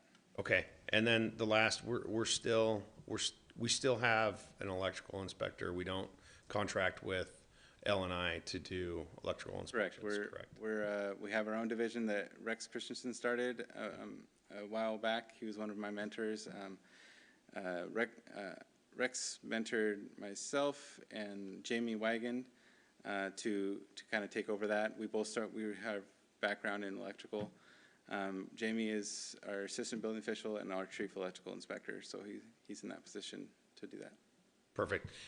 Those questions were just to highlight the fact that we've got an exceptional building division that sometimes working with L&I and other inspectors is very difficult, and so Yeah, no, we're doing very well. It's great. I think a lot of contractors like to deal with just one jurisdiction, so it's a really good service for us to provide. And I would like to add that we did hire another electrical inspector too, so we have 3, which is pretty unique for a size jurisdiction we have. Yes. Well, as long as we continue to help get everybody to yes instead of Yes. how to stymie things, then we're good. Thank you. Councilmember Harris.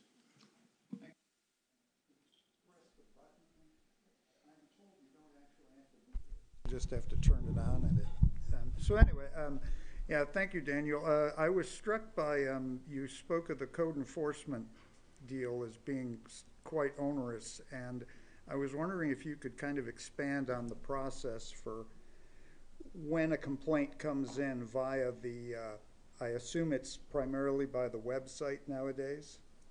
Yeah. And how that, gets handed off to Corey or internally, Yeah. Sure.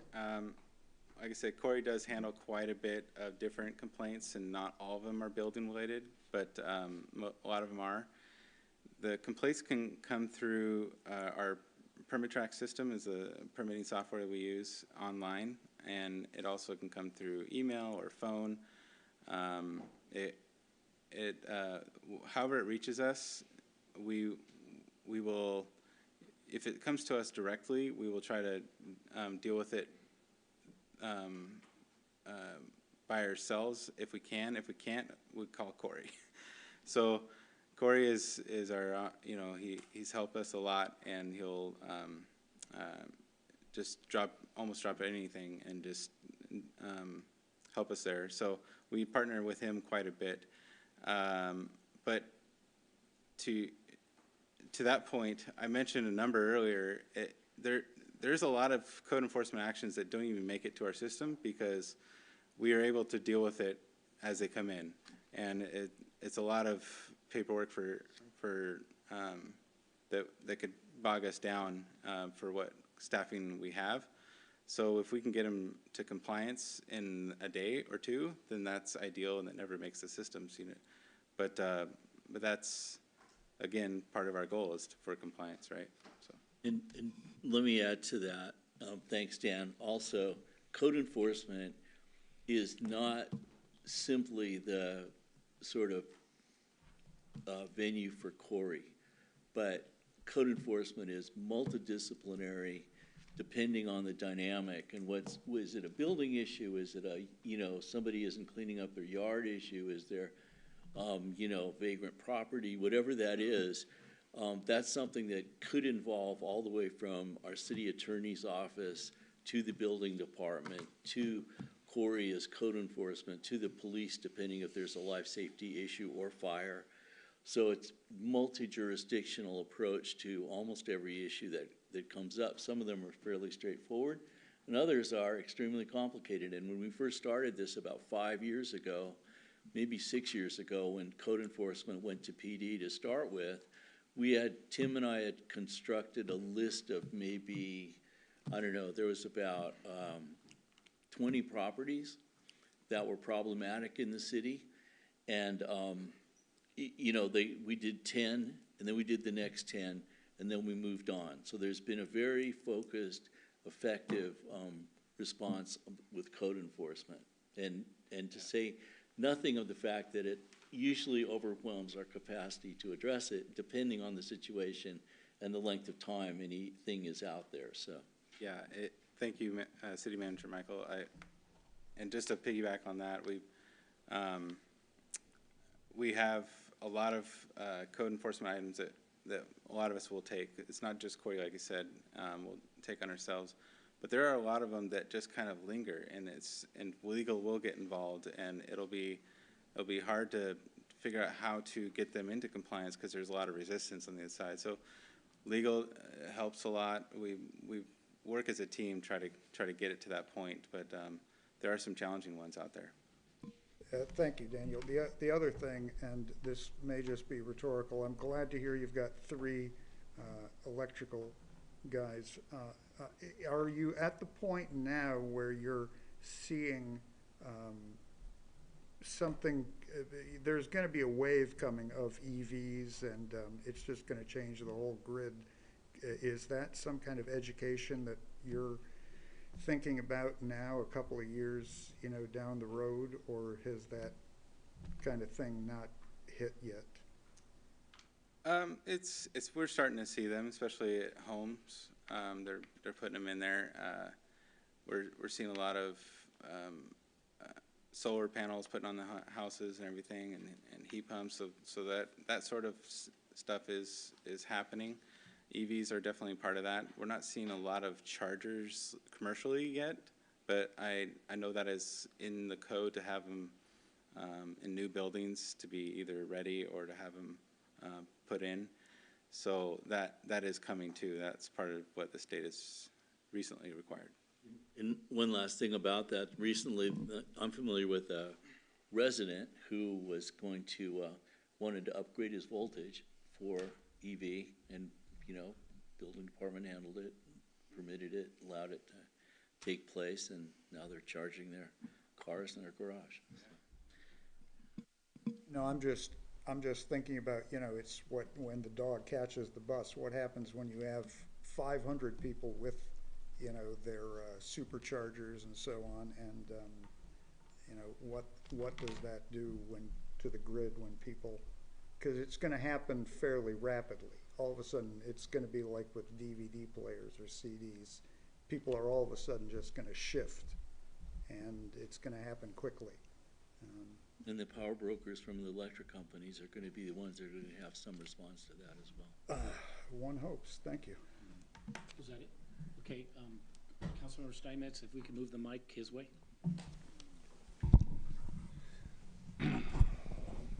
Yeah, just actually a couple of comments. I had the pleasure of seeing the initial Housing Action Plan presentation at Highline College, as did Deputy Mayor Buxton, and I think Matt was there, the mayor was there as well. And it is a fascinating subject to look into. Anybody that's concerned about the future of Des Moines and what kind of housing we're going to need in the future should avail themselves of that presentation just to get a sense of where we are headed and the kind of things that we're going to need to do in order to be in compliance. So I would encourage you on the 8th at the food bank, if you can attend that. Everybody should. So that's a really good program and a really good presentation.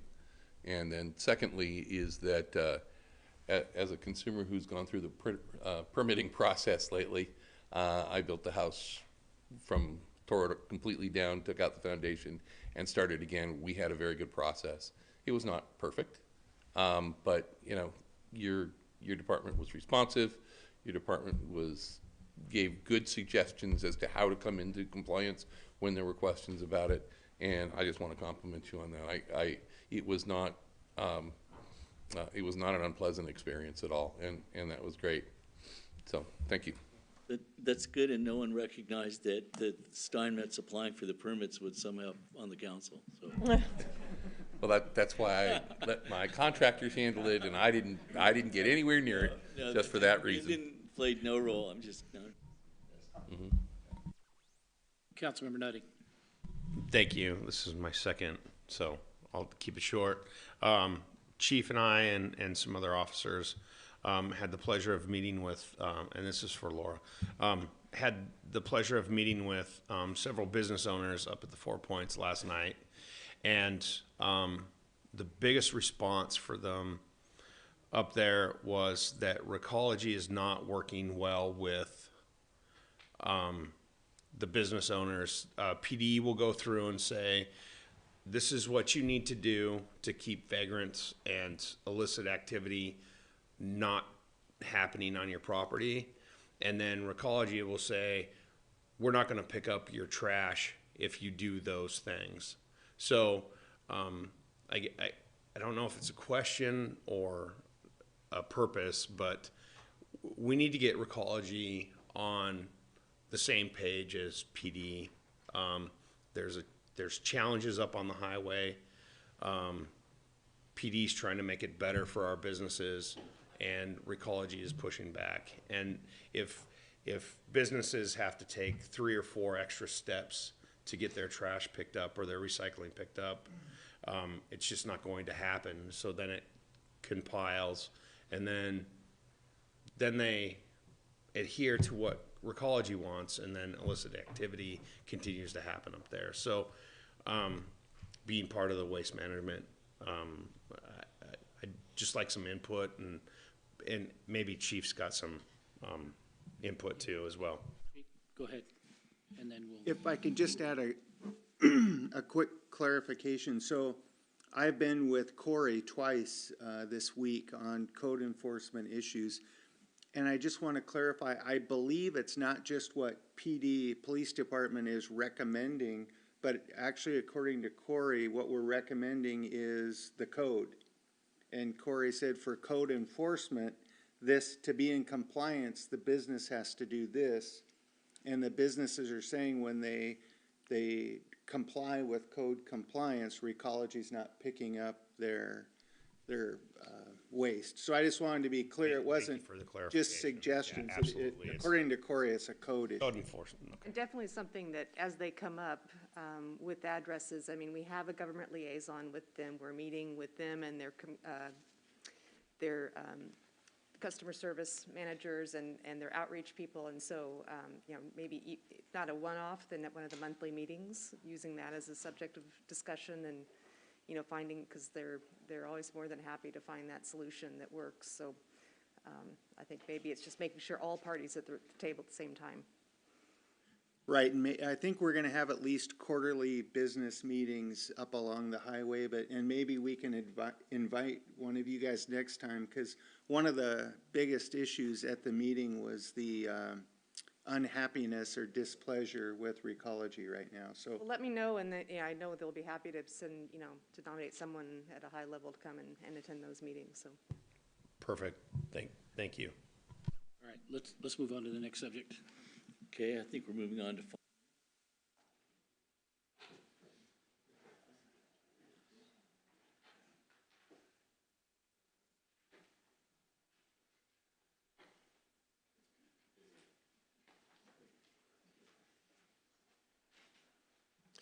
Good evening. I'm Jeff Friend, Finance Director. I'm here to share what we do in finance. So we'll go through the main functions of the finance department, beginning with budgeting. Budgeting, we manage the annual budget process. The process lasts many months and involves every department in the city. So it is quite the undertaking, and as Michael's mentioned, is key to keeping the city solvent and in good financial standing. A part of that process is also creating the capital improvement plan, which projects out the capital projects and the costs associated and the funding associated with that plan for the next 5 years. It didn't get a bullet point, but also part of the budgeting process is approving budget amendments at the end of the year as we assess where we're at in the budget as the year's going to close, so that we're not over budget in any particular fund, which would result in a finding from the state auditor's office. Financial reporting is the second big task or function that we engage in. The main piece of that process is creating the annual financial statements. This year we are switching from what we've done historically is what's referred to as GAAP accrual accounting and presenting a annual comprehensive financial report. They changed the order of the in the name there, so it's still hard to say. So we're going to be reporting our annual statements on a cash basis, which should save the city on our annual audit costs. And also, it should be a report that's much easier to understand. So it's just a better value for the city, as the standards for creating the prior type of report was just getting insane. As my predecessor, Beth Ann, would say, they've just lost their minds. So we saw that we're making the change just because it's just a better value. Was getting to be really no return on investment for all the staff time and all the effort and all the complexity we had to work on to create a larger document. Along with financial statements, of course, comes the audit. There's actually 2 audits that the city goes through every year. The first is the annual financial statement audit, where the auditors come in and they audit the financial statements for their accuracy and if they're fairly stated, which they are. And secondly, the annual accountability audit. That is an audit that is about compliance with policies. Also, they check internal controls, which is an important piece of pretty much wherever money is involved, you want to have internal controls to safeguard taxpayer funds. So they give us, since I've been here, and I think even before, we've had clean accountability audits. Also, along with financial statements, we've received 4 consecutive Government Financial Officers Association awards. Another part of financial reporting, of course, is we do more than just annual, but we present quarterly reports to the City Council.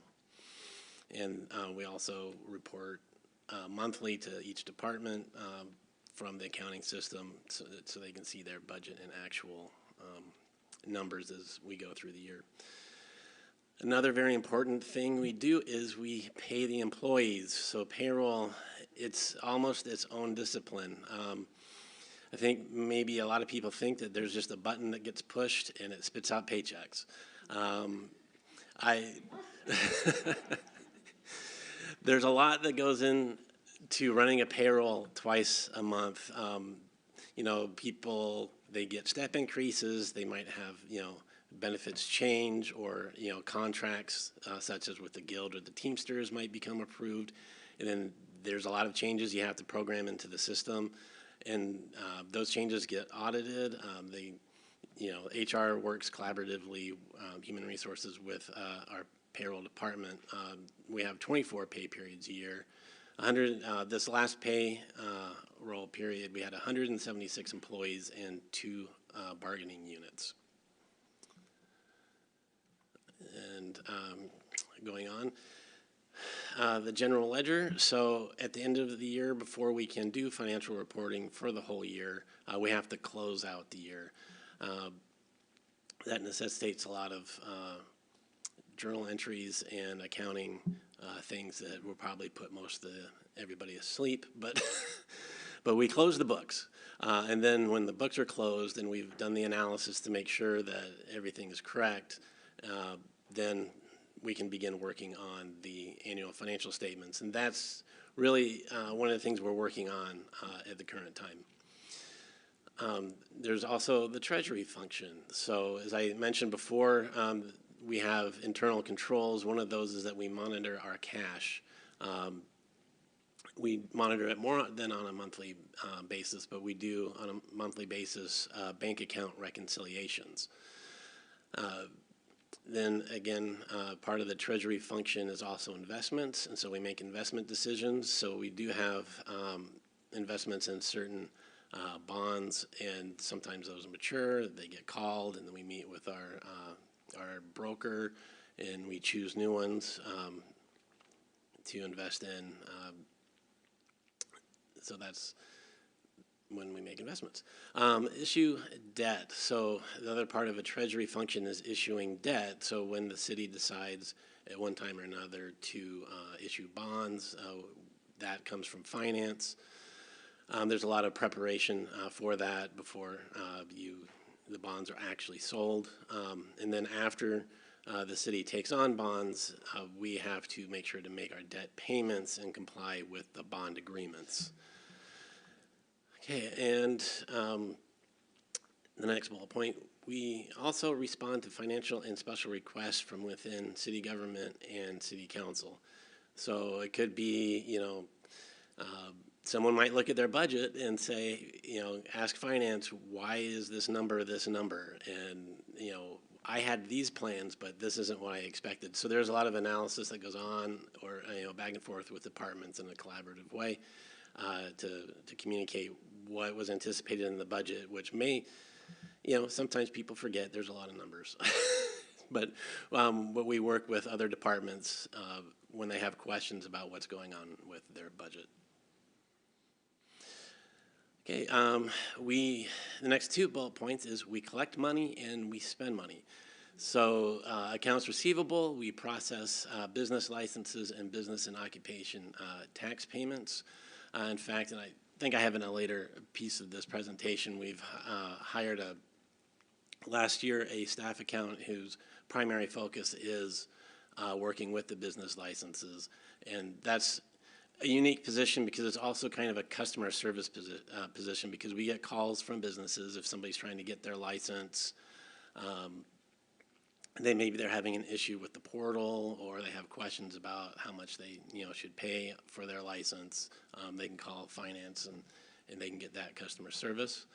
And then there might be other issues on the next bullet point to collect funds that are due to the city. There can be a variety of reasons why we'd be collecting money. Maybe there's a project that, like, maybe somebody's house was demolished and they owe the city for those funds that were used to cost the city to demolish the house, or something like that. Accounts payable, we have 2 paper check runs per month, and we also have electronic ACH payments made weekly. So we do have a number of vendors that are on electronic payments, and we do in the department want to do as much electronically as we can. Project accounting, this is one area that has improved tremendously with our new financial management system. We didn't have a module in the prior system that actually did project accounting. We had spreadsheets. So this was really done in Excel. And now with the new system, we can have an activity. It could be a capital project. It could be actually something else where we want to track the costs for that particular item, and we're able to do that. And along with project accounting, I should have given this one a bullet point, but we also do grant accounting. So there's a lot of capital projects that have grant funding as part of their funding. And we work with the departments who have grants, and somebody managing those grants, where we help apply for the reimbursements and close out grants. Capital assets, so if the city owns cars, like police cars or buildings, we keep track of those capital assets, and we depreciate them over time. Okay, in our department, we have 7 positions. We have a finance director. We have a financial operations manager, is Eric Mandelis, who was just promoted into that position. We have a payroll and benefits specialist, Michelle Allen, senior accountant, who's Jackson Swigert, who's just promoted into that position. We have 2 staff accountants that were both hired last year. They're both phenomenal. One of them is the one that I mentioned that works with the business licenses, and the senior accounting specialist who was just promoted into that position is Kathy Rossick, who has very deep knowledge, and she even trains, other people in the department. And we were able to promote those people, those positions, because we did not replace the deputy position. Felt it was more strategic to have somebody working with business licenses than it was to have a deputy. And then we were also able to promote people within the department. And we're also very fortunate because Human Resources worked with us and created job descriptions that have career tracks. And so one of the challenges is that we have a very small department and it can be flat. So if you have somebody as talented as our staff accountant or senior accountant, they have a career track to look forward to. So I'm personally very proud of this group. This is the best finance department I've ever been associated with in my career. So when Michael says we have great people, in the finance department, we have just an outstanding group that I'm just very proud to be a part of. Okay, next slide. Challenges that we have in the department is improving the business license process. That's an ongoing challenge. We've worked with Diane Marcotte, who's a consultant. We've hired, as I note below there, a staff accountant to work so we can put more resources towards that process. And our database is getting cleaned up.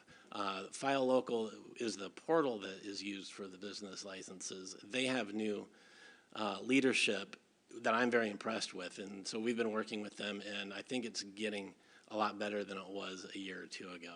The second one is the department restructure workload, which is the subpoint of managing succession transition dynamic. I've kind of spoke to that a bit, but I mentioned the promotions. We have, between the financial operations manager and the senior accountant, those two are basically trading a lot of their job duties. So there's a lot of deep cross-training going on. And it was, our payroll person was unable to, due to illness, wasn't able to do a payroll recently. And we actually had a team, because of cross-training, be able to do the payroll without missing a beat, which was just fantastic. Another challenge we have is just maximizing available technology. So we do have a new system. So having the technology isn't the issue as much as continuing to learn it. So there's just a lot of capacity and capability with our system that we still have to learn and make sure we're maximizing so that we're as efficient as possible. And then another challenge is maintaining the clean audits with the state auditor's office. So we have a lot of things going on, a lot of changes going on, but our hope is to maintain those clean audits. So the approaches we've taken, I've mentioned we've hired staff accountant to manage the business license process. File Local, I think they're improving symmetry and user experience with that. So I think our database of accounts and the accounts that they have on record and that the city has on record is being matched up a lot easier, which is making it easier to apply for a business license. Cross-training, I've mentioned that already. And training opportunities from the software provider. So that's how we want to make sure we're maximizing our available technology with our new systems. There's a conference in May that myself and two others will be attending. And that's it. Now we go to information technology. So they do a few things, and they do so much it's hard to put it in just a few slides and bullet points. But they do hardware support. So they maintain, patch, and replace as needed. The city has 332 computers at work, home, and mobile, and 38 servers. Software support. They install, maintain, and provide support for 32 different software applications used by various departments. Other support and maintenance. They support the city's phone system. We should note we are actually in the process of getting a new phone system installed. Email system. They support that. Cybersecurity systems, the city website, Channel 21 AV system, police video in-car and body cams, fuel systems for public works and marina where we sell fuel, building access systems, so for like the city hall buildings and PD, and the security camera systems. Next slide. So their challenges are succession planning to prepare for the IT manager's future retirement.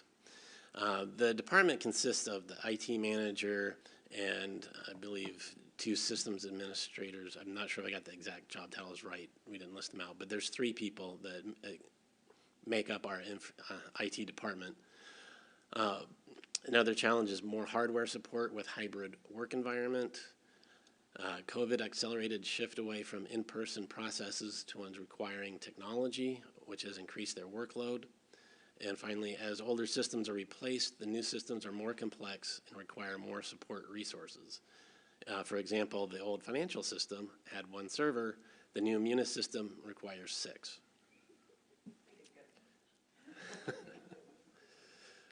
That's it.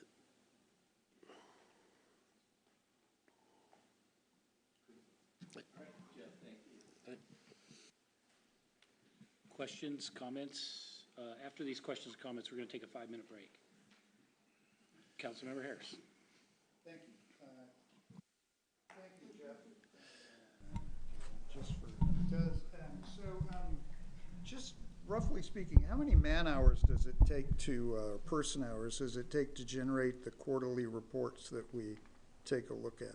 I mean, or is that a silly Councilman question? Rudd, we don't want to go there because we have a new system. We're in place. We're Okay. trying to establish what the regularity of use of that system is. I don't want to Right. speculate. Well, my second question is, can you give me an example of something that is, you know, part of your project accounting that's not a capital project? Or I guess I'm just speculating, is there something, can you see a day when everything from code enforcement to, you know, basically every service the city provides is is assigned to project code? Council member, if you want to submit some type of written request, the purpose tonight is to describe what is currently occurring and not what future potential events could occur. So we'd be happy to answer that in a different venue. I asked for an example, if that's, Mr. Friend said that there are, you know, some non-capital projects now that are, you know, part of that, and I just wondered if you had an example. If you don't, then you don't. I think we don't. Any other questions? All right, seeing none. What time we got, what, 8:56? Or 7:56? 7:56, we'll reconvene at 8:01.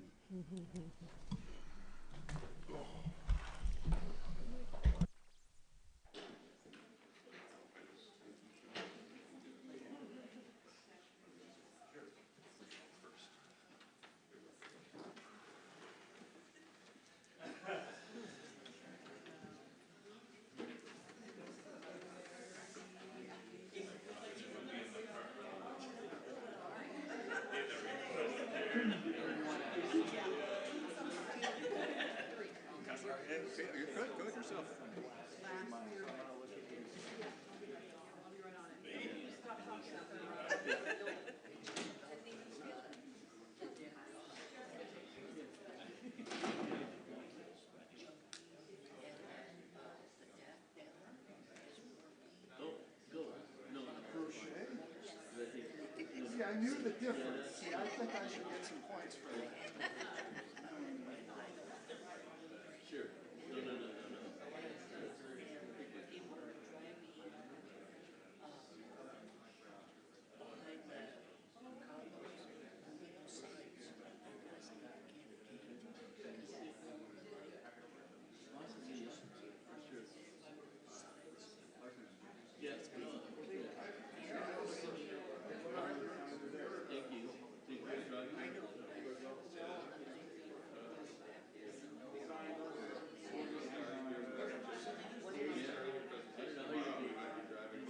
No. I'm not sure how you can carry yourself away, but. Are you actually allowed to retire? Yes, I am. Well, congratulations. Thank you. But hopefully you'll, yeah, okay, good. That's the plan. Looking forward to hearing, more details and, good stuff. Yeah. Well.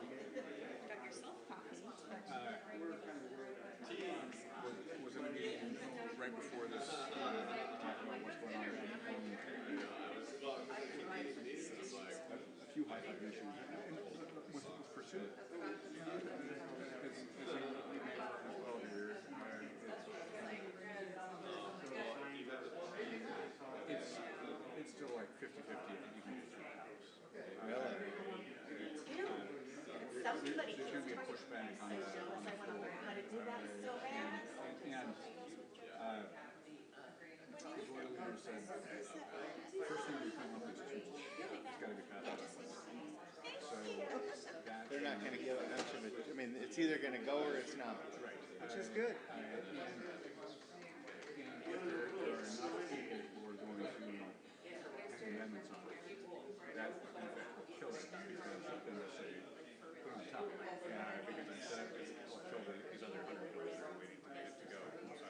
And it's all on time management. So if the speaker was more open to it, she would put it now rather than Tuesday. When it was asked me, so, and then she'll say, oh, I didn't have any control over this.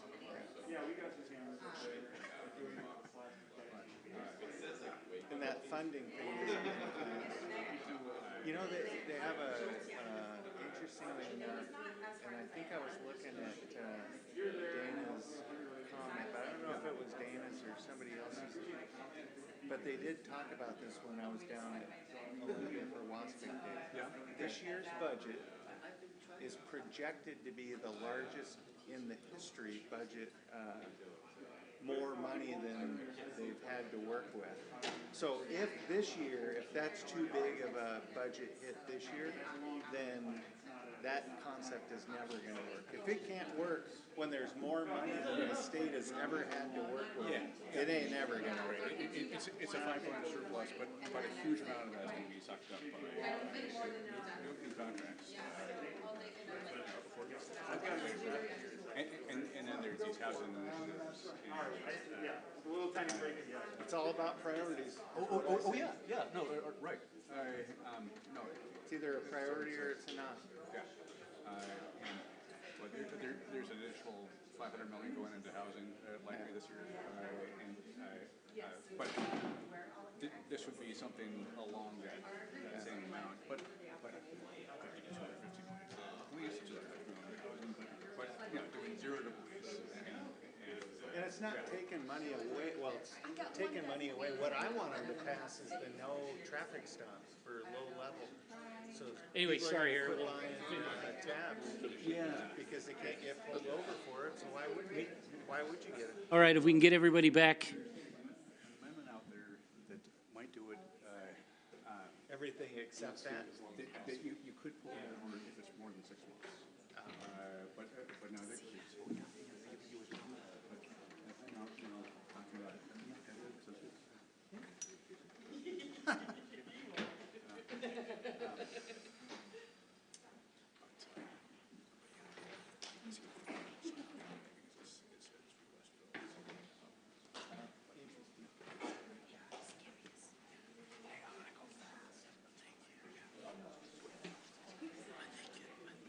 Talking about Yeah. Yeah, yep.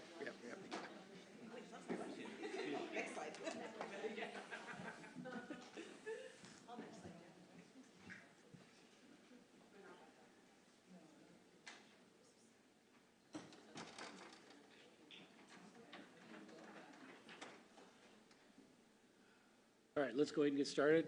And we'll turn over to the police chief. Police chief, yes, talk about. Okay. So as you can see, this is our organizational chart. We've got Assistant Chief Richards with Patrol, Assistant Chief Cooey with Support Services. Our patrol division, there are guys and gals that go out there, call response 24/7. And just basic patrol operations. Next up are detectives. And they do the cases that get referred back to detectives. And really a big hit has been the Valley Independent Investigative Team. So we're part of this multi-jurisdictional team, and that team gets used a lot. And then support services, our records division. You've heard a lot about Corey with code enforcement, and our community engagement. You may have seen us a lot. We were out last night with Councilmember Nutting at a business meeting up along, Business Watch meeting up along Pack Highway. We've had a couple of coffee with the cops. We're really trying to get out there a lot more. Go ahead. Code enforcement. You've heard a lot about this tonight from a lot of different divisions. And so I don't want to repeat what's said, but gosh, everybody works together on code enforcement. If we had about 3 more of them, we could get close to catching up with all the work that needs to be done there. Challenges, new laws on police reform. I was just talking with Anthony about that as he was walking out. I guess it's 50-50 at best if we're going to get some changes for that pendulum to swing back. Hopefully. Effectively dealing with the mentally ill and drug addicted. We've got our co-responder getting people services team. We're in the process of hiring a second person. I think that's going to be great. Under challenges, one other issue very quickly is a lot of our directors, we've all shared the challenge of staffing. About 3 months ago, we had 4 openings, and we have 3 lists in our department to hire from. New hires, laterals, and then there's 1 intermediate list. We had 0 people on all 3 of those lists. I went down, worked with AJ and most importantly, the city manager, and said, we need to do some work to get competitive. And the city manager authorized us to increase our hiring bonus and other incentives to get people, to lure people in. And I can tell you within 2 weeks, we had 4 people on the lateral list. And within the next month, we're going to be fully staffed with lateral officers, 2 of which have, well, one has 18 years experience, the other has 22 years of experience, and then 2 less experienced guys, but over 3 to 5 years. So we're going to be in really good shape. And it was primarily because of the willingness of the city manager to work with us to open that up. So I think that's it. Interagency collaboration, I think you guys know we work with anybody that'll work with us. Those are force multipliers for us to help keep the city safe. And so we work with everybody. Thank you. Yeah. Does anybody have any questions for the chief? You can answer from there. Well, Chief, I just want to say thank you for everything. You've done a fantastic job, and obviously, you know, the elephant in the room is your pending retirement, but we wholeheartedly, on behalf of the city, thank you for everything you've done for this community.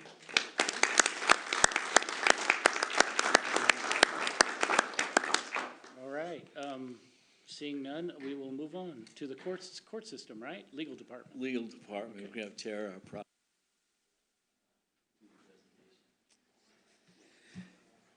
Good evening, everyone. I am Tara Vaughn. I'm one of the city's prosecuting attorneys. I'll be presenting on legal department today. We are headed by the city attorney, who's the city's chief legal advisor. We represent the city in all matters in the courts and provide general legal advice to all departments. Next slide. We have 2 divisions, civil and criminal. The civil division's main functions are to write formal legal opinions, ordinances, and resolutions, as well as review contracts and real property instruments and conduct legal research. In that regard, we are the clearinghouse for all of the department's actions, working collaboratively with city departments in order to ensure laws are followed, actions are taken in a consistent manner, and potential liability is reduced whenever possible. So this generally means that increased workloads for other cities or other departments translates into additional workload for legal. It also means that we measure our success by other departments' successes. Next slide. For the criminal division, our main functions are to handle all aspects of criminal and certain civil cases within the city. We do review all misdemeanor police reports for filing decisions and the filing of criminal complaints when warranted. Last year, we filed 416 new criminal cases for Des Moines. We represent the city at all pre- and post-trial hearings. That would be arraignments, pre-trials, motion hearings, review hearings. We represent the city at trials, both bench and jury, and contested civil infraction hearings. Those include impound hearings, your tow hearings, dangerous dog hearings, traffic violation hearings, and code enforcement, which we've heard quite a bit about today. We also negotiate plea deals with the public defenders and private attorneys. We work with the police department to make sure that we're all aware of legal and law updates, and that we're working together to effectively and efficiently ensure public safety. The goals, there on the right-hand side. The main goal of prosecution in particular is public and/or victim safety. This is the primary goal. Working at the municipal level, we don't view many crimes as truly victimless. Even property crimes and quality of life crimes create an impact for the citizens of our city. One of the other goals of prosecution are deterrence, behavior modification, rehabilitation, and trying to tailor individual plea agreements towards preventing future crimes, aka reducing recidivism in our city. Next slide, please. We do face a couple of challenges. They sort of tie into each other. One is the current King County filing standards.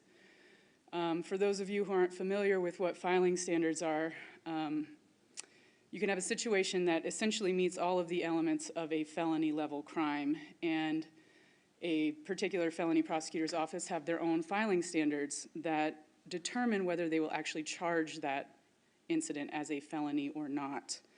If the case does not meet their filing standards, it will get declined and usually referred to the municipal prosecutor for possible misdemeanor charges. This is okay in some instances, and sometimes it's not. There are some crimes that can never be charged as misdemeanors. One example is motor vehicle theft. That is a Class B felony. We can't even charge an attempted motor vehicle theft because that would leave it at a Class C felony. So we are then forced to get fairly creative in determining if there's other charges that we can file. Similar to that, legislative changes have, recent legislation has created hurdles to holding people accountable and to effective prosecution. And part of the problem of both of these is that people engaged in criminal activity are aware of this, and they are emboldened by that because sometimes there are no consequences to their actions. That's all I have.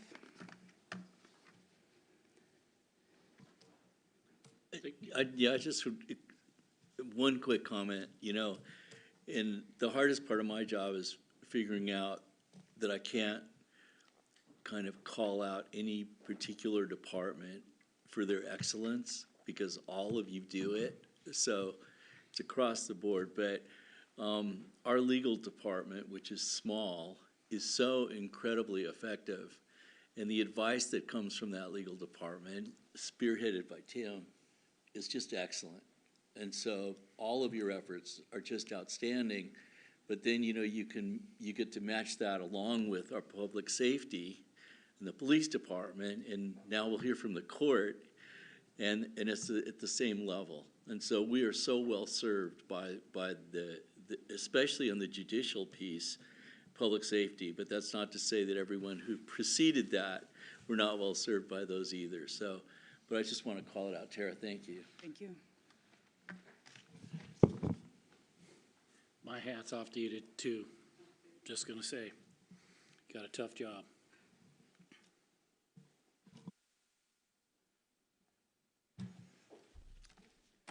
All right, I am Lisa Leone. I am your municipal court judge. And put succinctly, the role of the court is to provide for the fair, impartial, and timely administration of justice.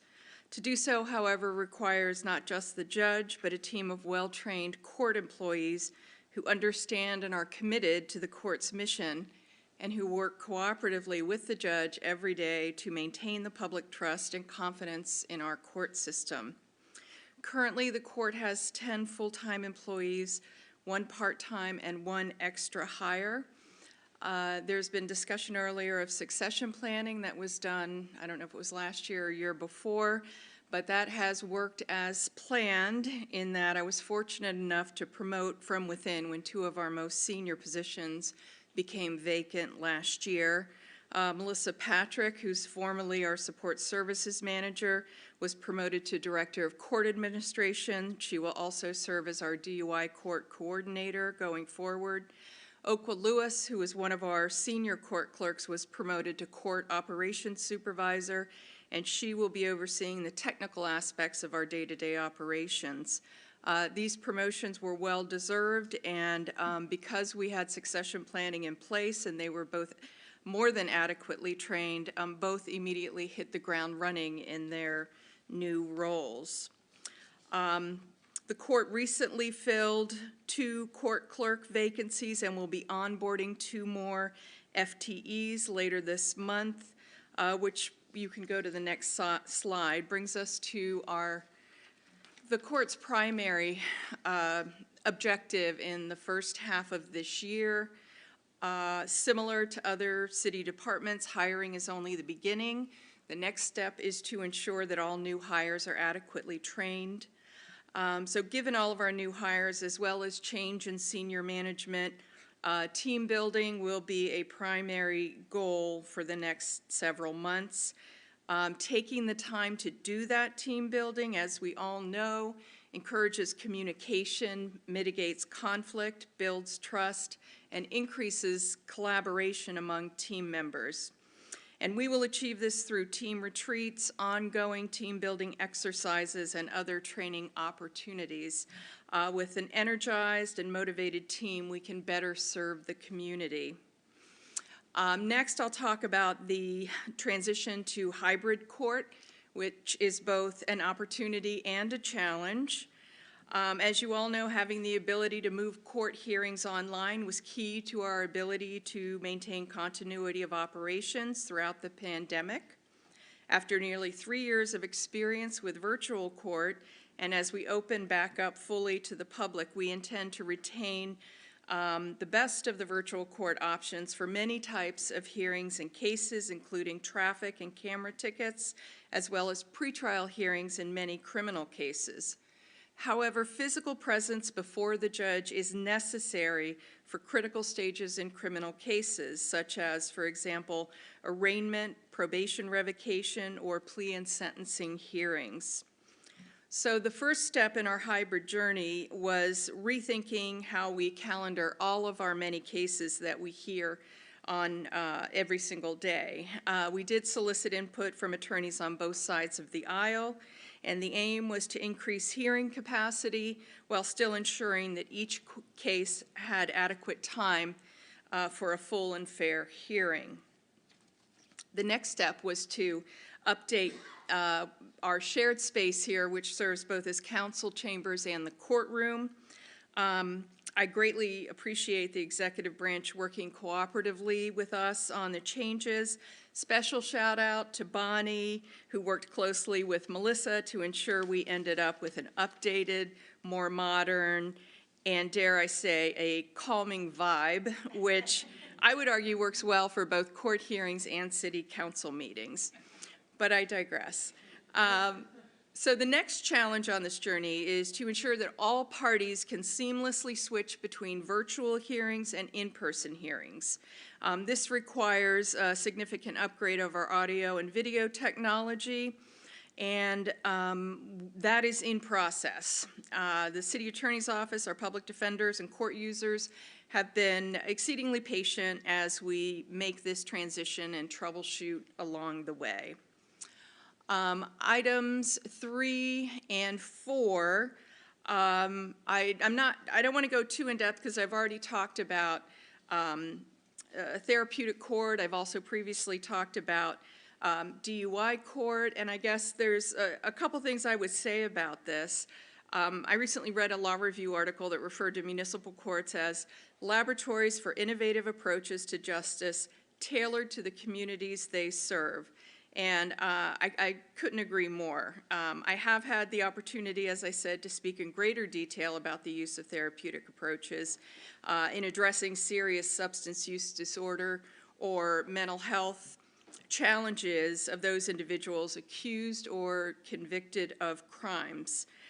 The best available research tells us that therapeutic interventions, when coupled with accountability, yields the best outcomes in terms of treatment compliance and reduced rates of recidivism.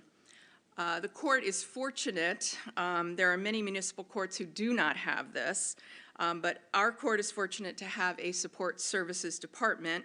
And what that means is that we have the ability to offer various programs here at the courthouse at low or no cost, thereby removing one or more of the typical barriers to successful compliance with supervision. Moreover, because we have support services specialists, in the event of non-compliance, the parties, all of the parties, including myself, are immediately notified. And when I say immediately, I mean it could be the same day that they learn of the non-compliance, or certainly within 24 to 48 hours. This, in turn, allows the court to take immediate action. It's also worth noting that because we have support services supervising individuals, the court is also made aware when someone is fully complying. I believe it is important for the judge to acknowledge those successes in open court to encourage further compliance and lifelong change. Also, even those who are not on active supervision, even if their case is dismissed or closed, any justice-involved individual may talk to a support services specialist to get information on how to access additional resources. And the city attorney spoke about public safety. Obviously, that is first and foremost in the court's duty as well. So when I talk about a therapeutic approach in appropriate cases, that is what I am referring to. There are not all cases in which a therapeutic approach or intervention is going to be successful. And so the trick is trying to take the resources we have and carefully apply them to cases where we think we would see those outcomes.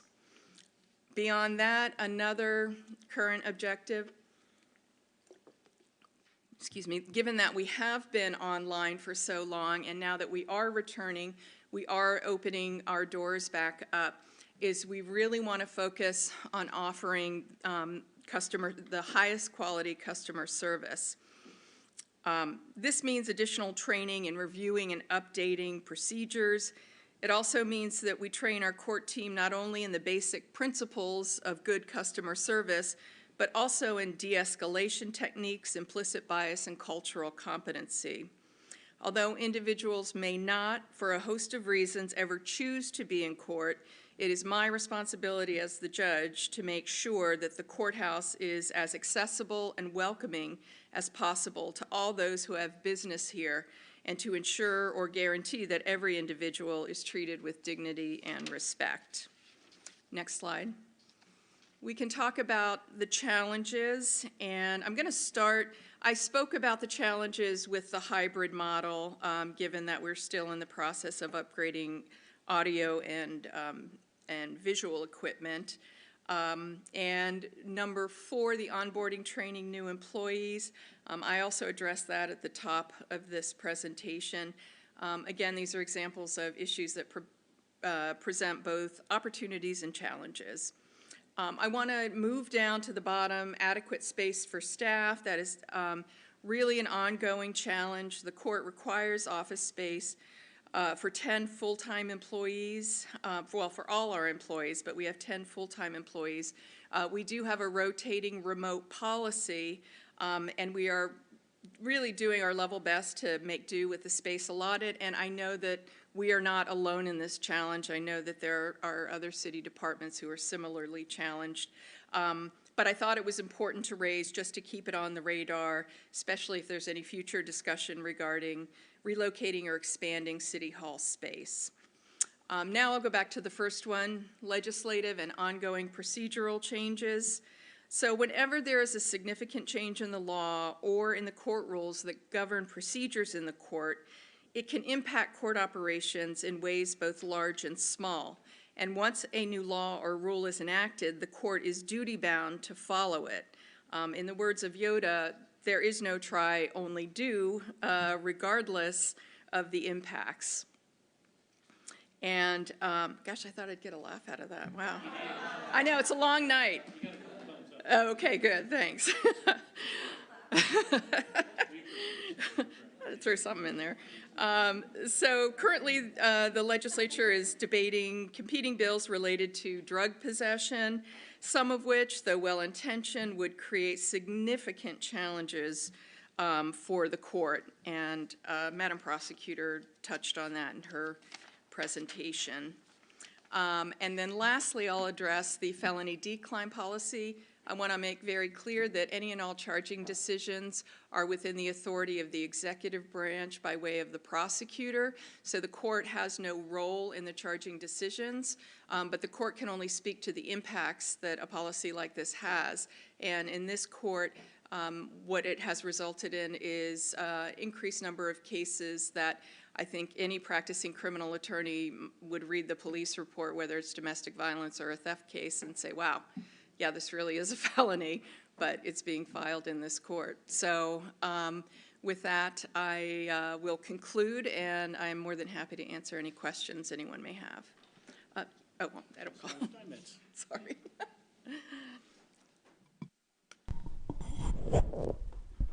The pandemic made it really challenging to comply with the speedy trial rules. How is this court doing at this point in respecting people's rights to a speedy trial? We are back on track. Anybody who wants a speedy trial gets it. I mean, that doesn't mean that we're not overset frequently with trials, in which case, they might be set over. But most recently, when we've been overset, we've had everything either settle or go to trial within the time limits prescribed, by the Constitution and the court rules. Great, thank you. Mayor Buxton. I just want to say, as Yoda would say, appreciate you. We do. Thank you. Any others before we move on? Yeah. Councilmember Harris. Thank you, Judge. What's a typical number of cases that you will field on a, average docket, 4 hours? I can tell you probably, let's see, 3:16. Carry the 5. Yeah. I love the specificity. Thank you. Well, that doesn't include our in-custody jail calendar. And then there's more also on days when we are handling the traffic calendar. There's more on those days as well. I bet.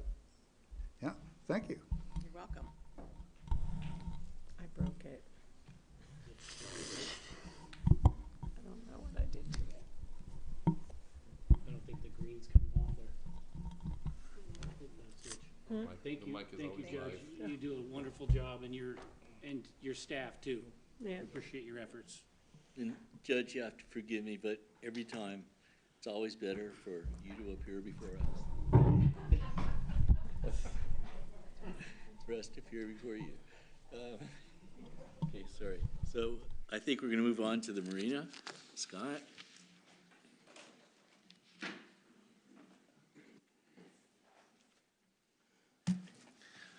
Thank you, City Manager, Mayor, Deputy Mayor, Council. Scott Wilkins, your Harbor Master at the Marina. I'm here tonight with Ashley Young, our Events and Facilities Manager. The Mayor spoke early at the very beginning that there's about 80 slides, and I feel a little hoggish. I think we're about 20 of them, so we'll get through this for you. But as you can see, the new inlay at the Des Moines Marina looks fabulous. I thank you all that made it yesterday to come look at it. Andrew and his crew did a fabulous job. I do want to point one thing out. To the west of that inlay, there you can see a little line in the wall, a couple lines in the walls. Those are, and Andrew helped with the design of that and everything else, and those are removable sections. So in case of an emergency, things that are needed, we can come by waterway.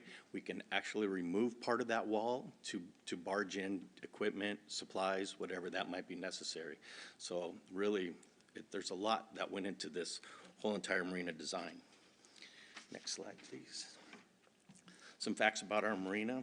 We have a fishing pier. It offers great fishing, crabbing, squid fishing, bird watching, and some fabulous photo opportunities. We now have over 13-foot wide sidewalks that provides that connectivity from the water into the beach park, that recreational use areas, the promenade, the meadow for the kayakers and the windsurfers you see out there all the time. And the new north, like I say, the new north parking lot supports our emergency management. We can land helicopters. The lights out there are spaced in a spacing that you can land helicopters with ease. I just spoke about the emergency vessel docking. The marina north parking lot provides that connectivity right up to 16th, down 24th to the SeaTac Airport, staying off Highway 99 and the freeways. We also are home to the South King Fire and Rescue new boat.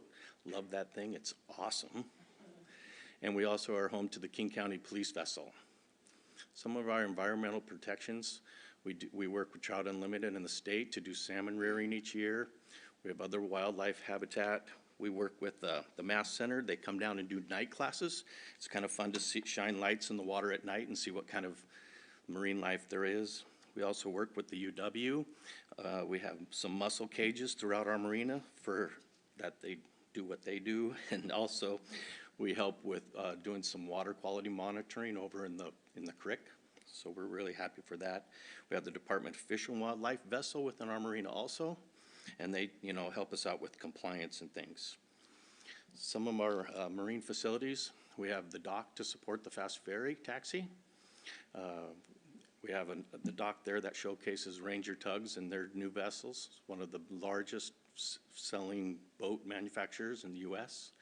We have some dining venues, Anthony's Home Port and the Quarterdeck, and we're home to SR3 and CSR Boatyard. And CSR Boatyard has been with us about 25 years now. We're really happy to have them.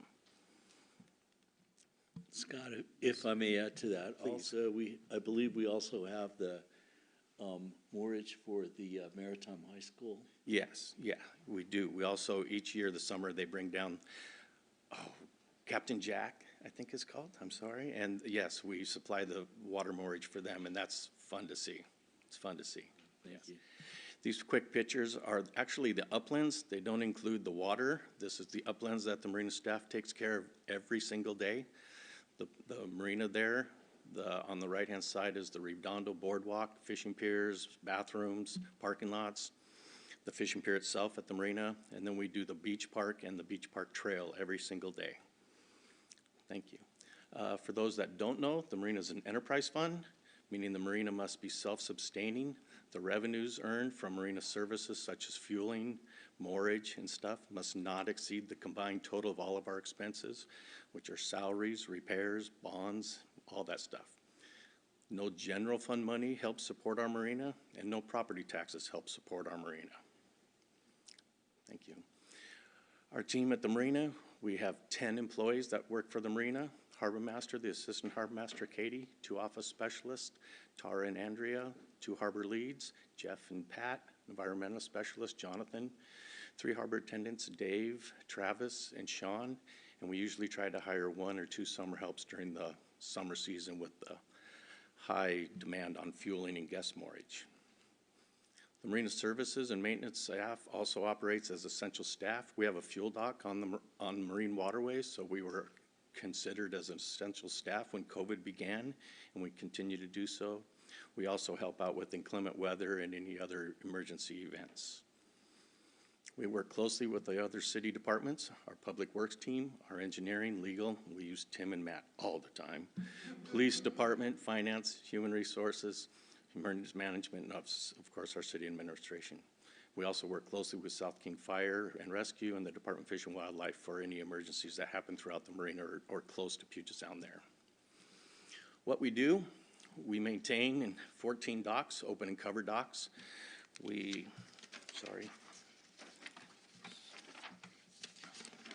apologize.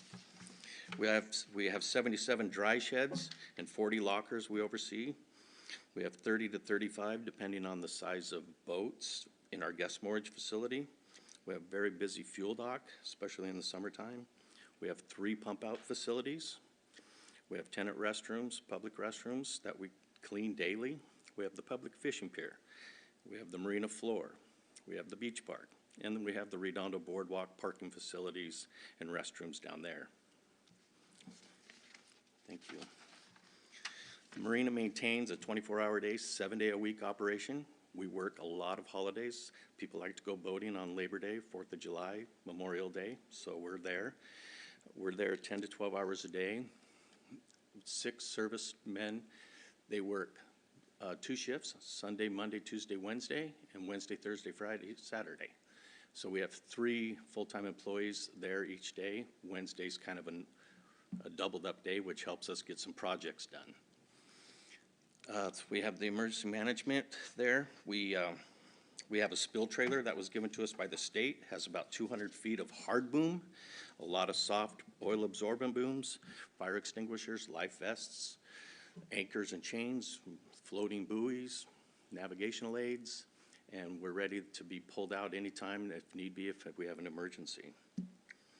Our office staff maintains approximately 1,100 active accounts. This is moorage agreements, record storage, wait lists, leases such as the quarterdeck, CSR Boatyard, SR3. We have all the temporary guest moorages that come down, commercial vendors such as divers and boat mechanics and things like that. We have yacht clubs that come every season. We have our government, such as our fire and police and all those. We have tribal vessels. Right now we have, I think there's 7 Puyallup gooey duck boats. So if you come down the marina about 3 o'clock, you'll see milk crates with hundreds and hundreds of gooey ducks. It's pretty cool. And then we work with like the Coast Guard, the Mass Center, and the Maritime High School. Our customer service, we just serve both the boating community and the non-boating community. Over here on the right, our daily operations, this is every day. It's not limited to this, but just a few. We do clean our own bathrooms. We clean 10 individual restrooms. We empty approximately 31 individual trash cans every single day. We do our dock repair maintenance by pressure washing, board replacement, refloating dock fingers. And over the last month and a half, we've installed 350 55-gallon barrels underneath the fingers of some of the docks that are starting to lose their flotation. So that's a lot of work. We maintain the daily cleaning of the Redondo's boardwalk, the janitorial down there, and the parking lots. We take care of all the marina landscaping and at Redondo also. Our fueling, we help with also the fuel pump out services. We don't hire anything else out. We do all our own in-house carpentry, electrical, plumbing, upgrading and repairs. Our office does all the account reconciliation and updating, the websites and all of our social media. And then each year we go down with the new harbor boats and the old harbor boats and pull out the Redondo docks and install them again each year. Try to get them in before Memorial Day, and we take them right out at the end of September, early October, before the storms kick in. Some of the agencies we have to work with all the time are local, city and county, state, federal, the fisheries, environmental protection. That's for our fuel system. We also are EnviroStars certified. Means we're a clean marina, we're a green marina. We earn that recognition by the recycling programs we do, and also the preparedness that we have with our spill response stuff and everything. So we're real proud to be that. Next, please. These are what all the staff have. They're all first aid CPR certified, AED certified. They all have their boater's license. They have their forklift certificates. They have their flagger certificates. Some people go, on the water? What do you need a flagger certificate for? Well, we like to make sure we can help other departments. If the police need someone to come flag an accident or something, or the public works are down a few people and need that, we're there to help out. We think it's important to help other departments. We have a 25-ton travel lift. Everybody has that certification to pull those 40 and 50-foot boats out if necessary. Everybody carries a commercial driver's license, an A endorsement. And like we said before, Why on the water? Well, we don't like to interrupt the Public Works Department, so we can go up and get a dump truck, go down and get a load of bark. We can help out if there's a snow event. That's what we're here for. We also have Shannon that makes sure we have our FEMA courses and everything in place. And then we have courses that we take through NOAA and the fire department and the Coast Guard for our oil spill and response training. Plus, a couple of us down there are also scuba certified if need be. Some of our capital improvements, we have our guest moorage electrical that we're doing right now. We have an inspection on Wednesday with RCO that gave us the grant for this, and they'll be down to CR 50%. This is upgrading all of our pedestals and guest moorage to 50 amp and 30 amp service, along with putting in the backbone, as we stated before, for electric charging vessels. Not knowing exactly yet what those type of hookups are, we're at least getting the backbone in there for it. The tenant restroom replacement, big price tag, still working on it. Had a person give me some paperwork for a modular restroom, such as you see in some of the parks, so we can see how that might work out. Our Redondo South boarding float dock replacement, that's in process right now. We hope to have them in before this year. The fuel delivery system, that was last year, and we're working on the dock replacement for LM&N right now. We're also pleased that we got to support the North Bulkhead Replacement Project and the restroom project, and we're working closely with the marina steps and the feasibility analysis. Some future projects coming up, the adaptive purpose building or the dry stack building, the utility backbone that needs to go from ADOC to KDOC, the seawall replacement, get rid of all the creosote seawall that it's been failing and we've been patching. Which will, at the same time, we will do the pedestrian and walkway sidewalks, which will mirror the north parking lot and in front of the marina. Big wide sidewalks, some artwork, benches, landscaping, looking for that. The alternative vessel launching option, what that is for is, as we learn more about the dry stack, we'll be looking at, do we replace the rail system launch that we have for our smaller boats right now, or do we look at a negative lift forklift, they call it, where you can pick a boat off a rack, go to the seawall, and actually drop it below the seawall and into the water. So we're looking at all the different options and how they would work out and support each other. Then we'll be replacing ADOC through KDOC, and then down the road we have fuel tank upgrades to redo. Some of our marina challenges. Biggest challenge is our parking system. The machinery no longer functions well, and we can't find parts, and it's not supported by the vendor, which it's kind of impacting our security at the marina. Our solution, we have 3 quotes now. I'm going to send staff out to actually physically look at each one of these to make sure that that's going to work in our environment. They know what does work. They know what does not work. They've been working on them for years, so I feel it best that they go out and actually physically see these things. Another challenge is just the age of our facility. The docks, 50-some years old. The harbor master's office, we've outgrown it. There's 6 guys downstairs. 3 of them have all their offices and their computers and all their stuff in the lunchroom. 3 of them have them in an office. And we have 7 employees in the upstairs because we have the events and facilities within our department. So we've kind of outgrown that. And the dry sheds need lots of repairs. So we're working on the dock replacement, planning for the future infrastructure, and we'll continue our ongoing maintenance to keep things as best as we can.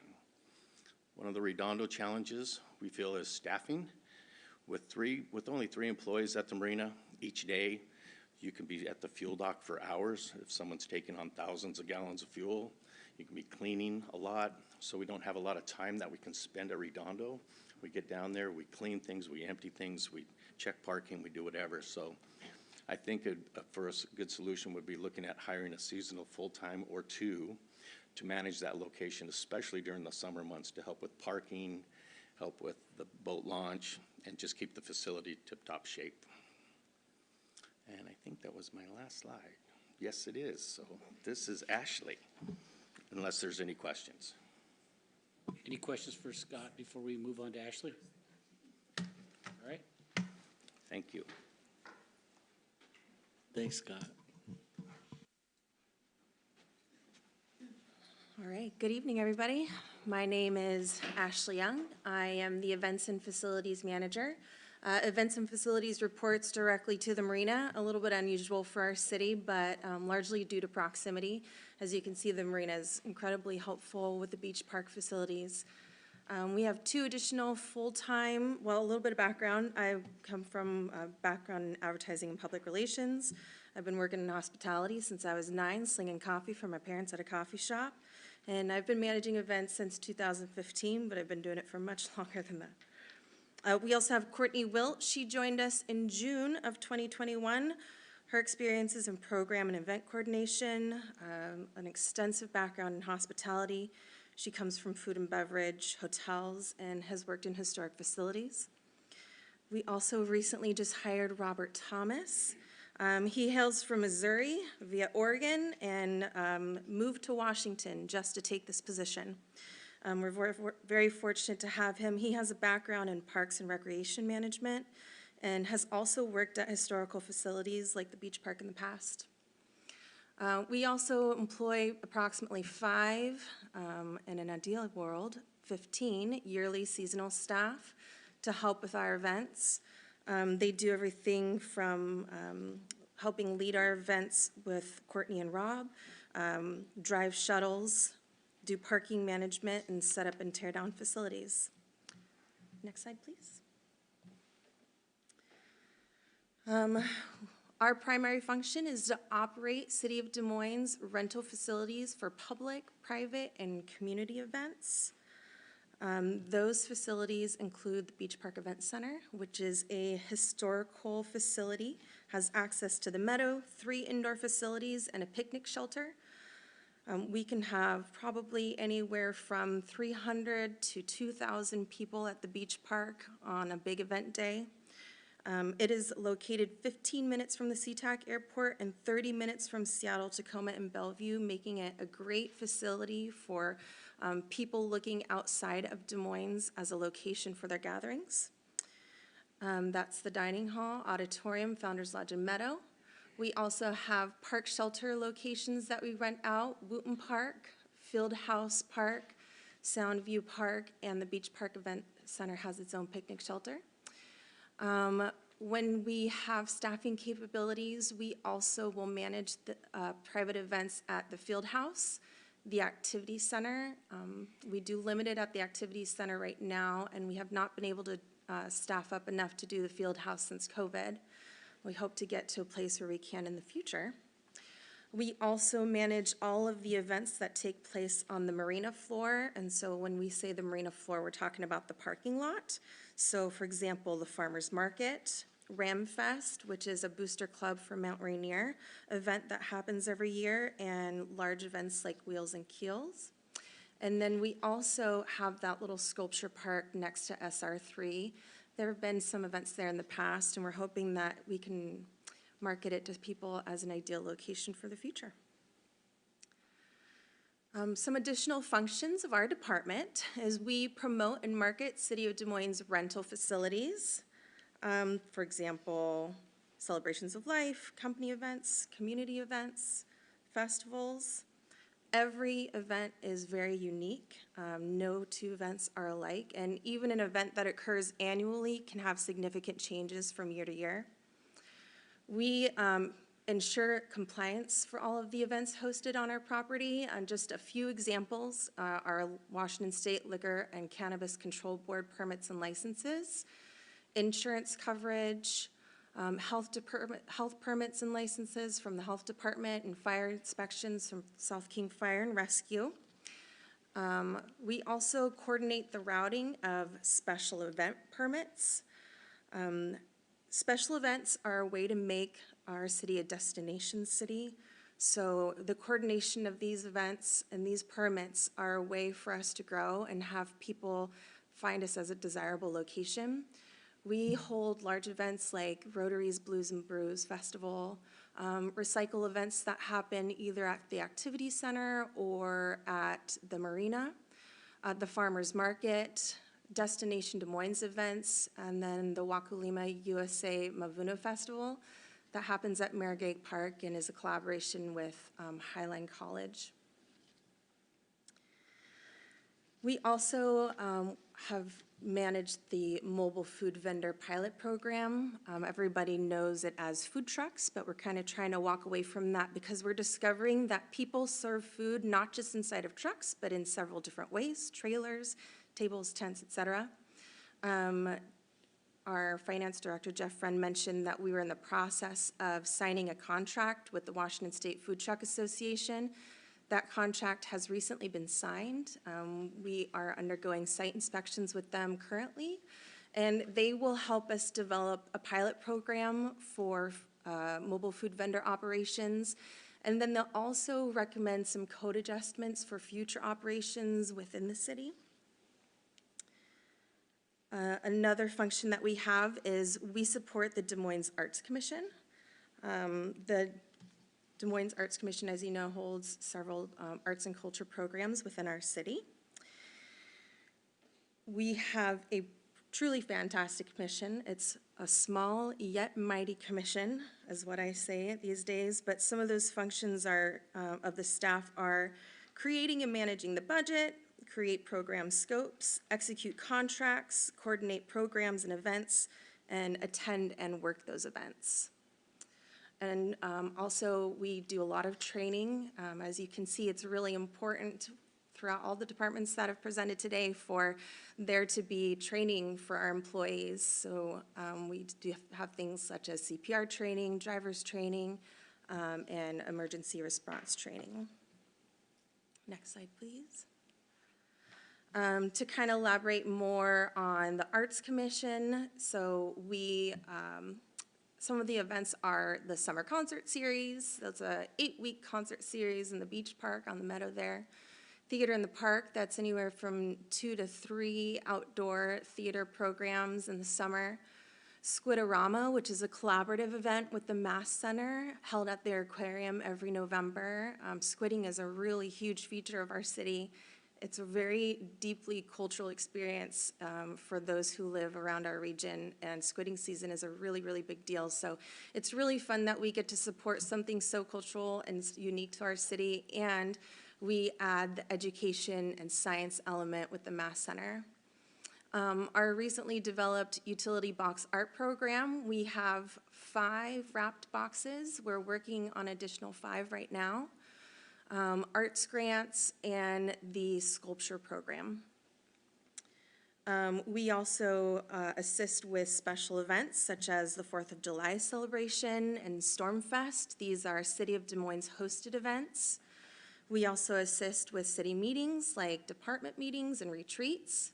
The ribbon cutting, Rob supplied all the tables and chairs, microphone, etc. for the ribbon cutting this week and did a fantastic job. And K-9 training with our department and also other agencies such as the Coast Guard, Air Force, and other cities. They use the Beach Park facility as a K-9 training location.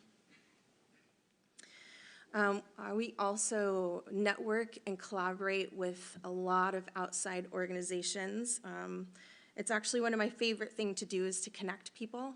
I feel like it's kind of one of my special gifts, is if I know 2 people that could really help and benefit each other, I like to you know, email, greet, and say, hey, you guys can help each other out. And so some of those organizations we work with are the Seattle Southside Regional Tourism Authority, the Seattle Southside Chamber District Events Committee, the Des Moines Waterfront Farmers Market, the Burning Boat Festival, which was a collaboration between Amy Cook Thomas, South King Fire and Rescue Aid Fund, and the Des Moines Police Guild, and What's Up Des Moines. And also we help with tourism promotion. So this year we will begin attending conferences in other regions and states to promote Des Moines as a destination location, including the National Tour Association Travel Exchange in Shreveport, Louisiana. That is a conference that brings travel professionals together and is a hosted sponsorship program with the Seattle Southside Regional Tourism Authority. And then we're also assisting this year with some of the marketing for the fast water taxi. So what is success and how do we get there and what does that look like? Here are some of our guiding principles to help us do that. We actively pursue alternative revenue generating opportunities. In regards to private events, we always are considering our pricing and staying consistent with the private sector. We find ways to maximize the use of the marina and the beach park facilities. That could include weekday rentals, festivals, conferences, things that people would think are out of the norm for the type of events that we normally host. We're always trying to be competitive in the market, and that's something that we're emphasizing more and more each year. And then we want to be creative in marketing, working with organizations and corporations and other entities to increase knowledge of our facilities, creating unique ad campaigns to diverse markets, and keeping up with trends in marketing, such as the virtual tours that we offered during COVID. Challenges and solutions. I think we've heard pretty much across the board that staffing is a big challenge. Limited FTEs, full-time staff, excuse me, and very inconsistent part-time staff during our peak season. We run a lot of events and we do a lot of stuff and we have very few people to do it. We're a very, very hardworking team, but things can get spread thin at times, and it's really important that we provide really great quality of service. Some solutions were hiring of Robert Thomas in November 2022 for the coordinator assistant. That was a great collaboration with the HR department. That was a created position, so they were really essential in helping us be successful there. Last year, we started working with Highline College and their host program. That's their hospitality program to recruit their students as interns. They have internship requirements as a part of their program, and we're happy to assist with that. And these are all paid internships as extra hires. It would be, some other solutions could include additional full-time or intern support for arts and cultural programs and events. And working with human resources to find ways to make positions more desirable. They've already done a great job doing that, adding pictures, using words to entice people to come and work for our facilities. Other challenges are special event permits. It's quite an outdated system. We still use a paper application. The guidelines are pretty unclear, unfortunately, and have never really been developed, and there's no source of revenue when it comes to processing special event permits. That currently is done at no charge to the applicant. So some solutions are, and this is an ongoing process that's in the works right now, is we're in the process of creating an online application. It's very much in the beta stage. It's an intensely collaborative process. When we route event permits, they go to almost every single department in the city, including other outside agencies such as fire and the LCB. And so we have been working really hard with all of the different departments and agencies to make sure that we're covering all of our grounds when we're processing these permits. The goals here are to create some equability for our applicants, making clear guidelines and practices, and we're we're recommending some fee schedules for the application and for some city services. We want to make event organizers want to be in Des Moines, and we want to create revenue to support the department that will lead to more opportunities to hire staff in the future and support events in a larger way. Just give us a second.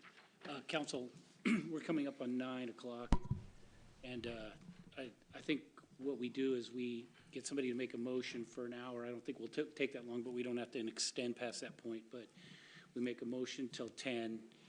I'll move that we extend the meeting as late as 10. As late as 10. Do I have a second? Second. Alrighty, okay. All those in favor? All those opposed? I see it 5-2. Motion passes. All right, well, thank you. Sorry for the interruption. No problem. I felt a feeling it was coming, so it's all good. All right, thank you, Bonnie. Some more challenges is our events management system. The system that we use is not geared towards events. It's actually geared towards Parks and Rec programs. And as much as we love our partners at Parks and Rec, having a system of our own would be really beneficial. We have used paper folders, and customer communication is not very cohesive. We often are using multiple systems to support events. This industry requires a lot of organization, attention to detail, and very high levels of communication. So finding solutions for this is very important. So our solution is going all digital, as much as we can anyways. I think we've gotten to about 90% digital at this point. We also are looking to implement new customer relations management systems that are geared towards our event to help provide communication, contracts, floor plans, payment options, marketing, and reporting.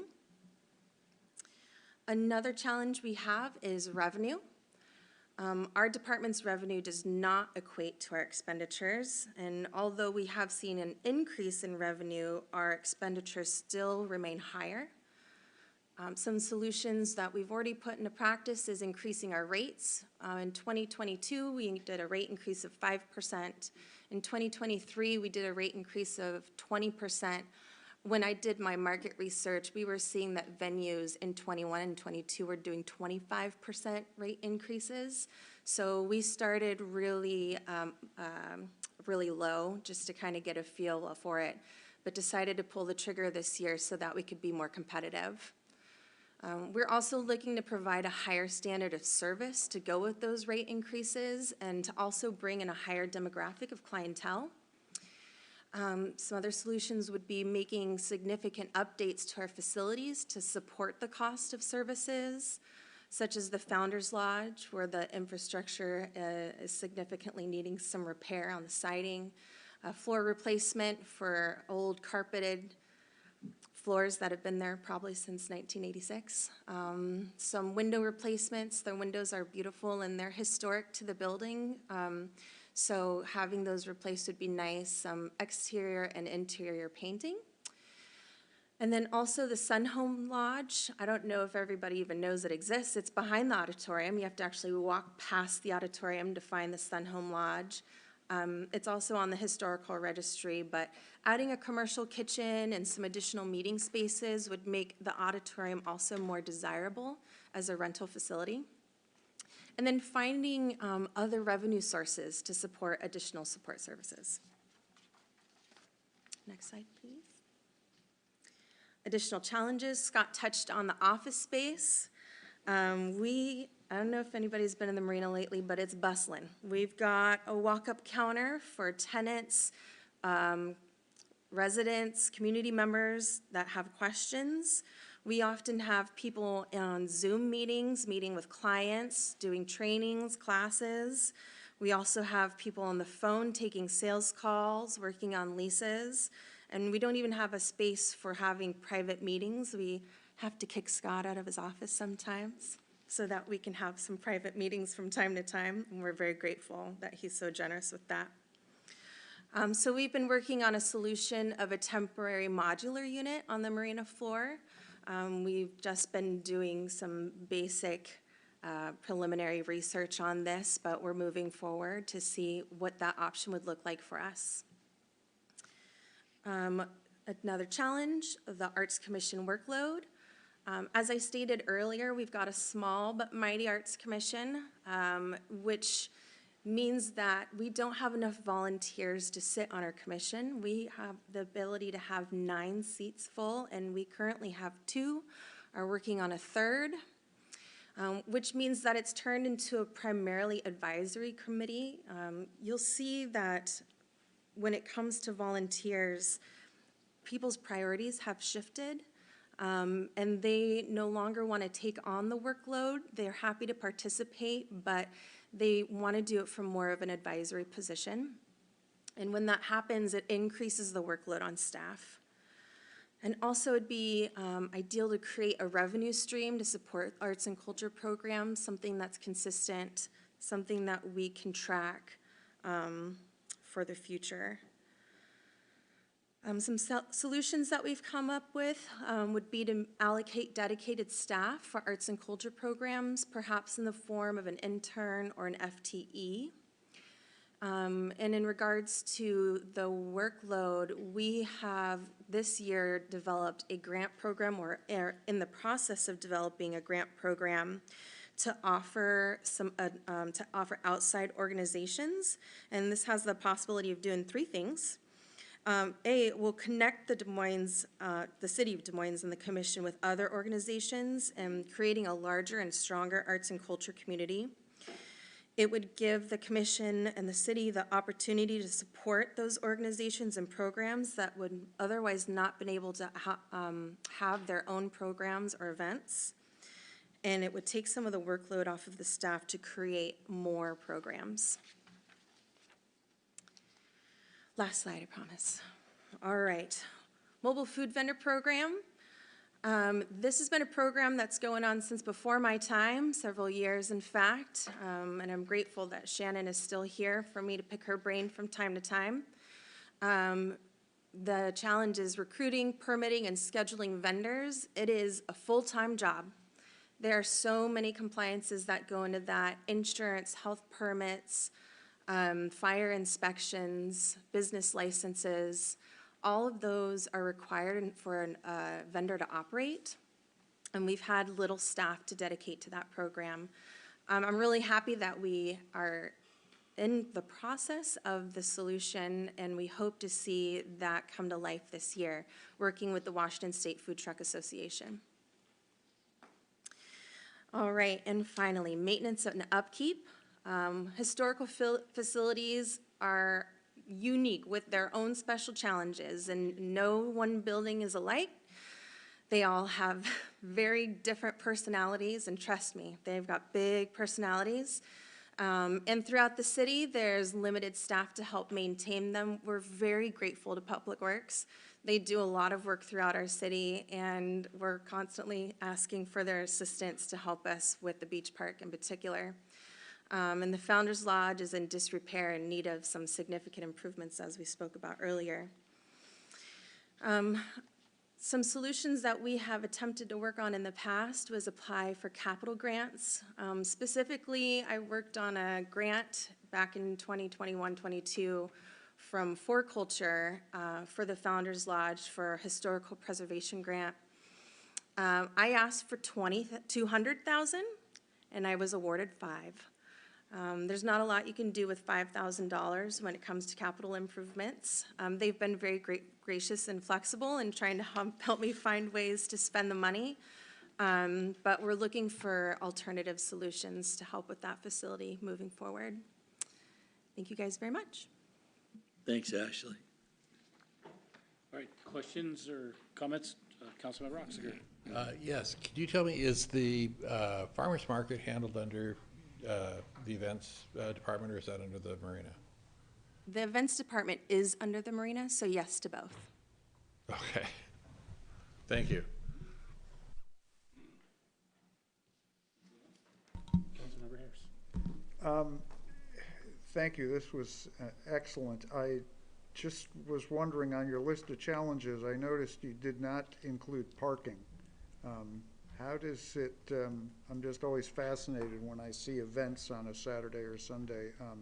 How is that kind of, I mean, is that a challenge, or, yeah? Yeah, parking is a really big challenge, and having limited staff to assist with parking management has been a really great challenge for us, especially last season. Everybody hit the ground running with events. They were built up and ready to party, and so we probably had one of our busiest event seasons to date. A big way that we have addressed that challenge is limiting the number of events that are hosted on the beach park on a weekend. Again, trying to get a higher demographic to still assist with the dollars that we would like to see on Saturday and Sunday events, but limiting it to one event that has exclusive use of the property rather than 3, 4, or perhaps 5 events. So Ashley, additionally, you know, it's great we'll have the water taxi service because people coming from Seattle are not going to be parking in Des Moines. The other thing is that as of yesterday, the north bulkhead is once again available for parking, which is a huge addition of our parking stock. And we continue to pursue multimodal opportunities like the shuttle and ways to address opportunities. And in the end, there's a relatively finite number of parking spots, but I think some creative use of the roadways, including Marine View Drive and 7th Avenue, could expand what the possibilities are. So all of those things are things that we're looking at to bring people here to spend money and enjoy the city. Yeah, thank you. Any others? Okay. Okay, we're going to move on to emergency management. I have Shannon. Thank you, City Manager Matthias. Good evening, everyone. My name is Shannon Kirchberg. I am the Director of Emergency Management and Workplace Safety. I just want to say, when I first took on the position of emergency management, Vic Pennington told me that 97% of this job was preparedness and community outreach, and 3% was response. Still waiting for the 97%. So with COVID on the decline, not gone, emergency management is able to focus more on preparedness and community outreach, which is very exciting. So with emergency preparedness, staff training, which everybody loves with the National Incident Management System, we're actually branching out and we're going to start working on some Emergency Operations Center position-specific training so that those that have been assigned to work in the Emergency Operations Center, instead of just having a vest, they will have a position task book with training specifications in order to meet the requirements for that position. So in times of response or activation of the EOC, we all know what we're doing and when we're doing it and how to do it. Community Emergency Response Team, working with our CERTs, building the CERT team and getting more community engagement. Reaching out, CPR, Stop the Bleed, and a new initiative with King County. I was on the development team for a new Get Ready King County, which is going to replace our Prepare in a Year. So it'll be an emergency plan for individual households. And then we're going to branch out and build a new one for businesses. So look for that coming soon. And then partner relationships and networking. Working on grant applications, public assistance reimbursement for COVID through the Federal Emergency Management Association is finally complete. I'll get into that a little bit later. And then I am excited to say our Emergency Management Performance Grant for 2024 will no longer, our portion will no longer be managed by King County. I finished the application with the state and they have graciously told us that we can now apply to receive our funding directly and we can manage the spending ourselves for community outreach and community preparedness. So we'll be filling that out and submitting that in June.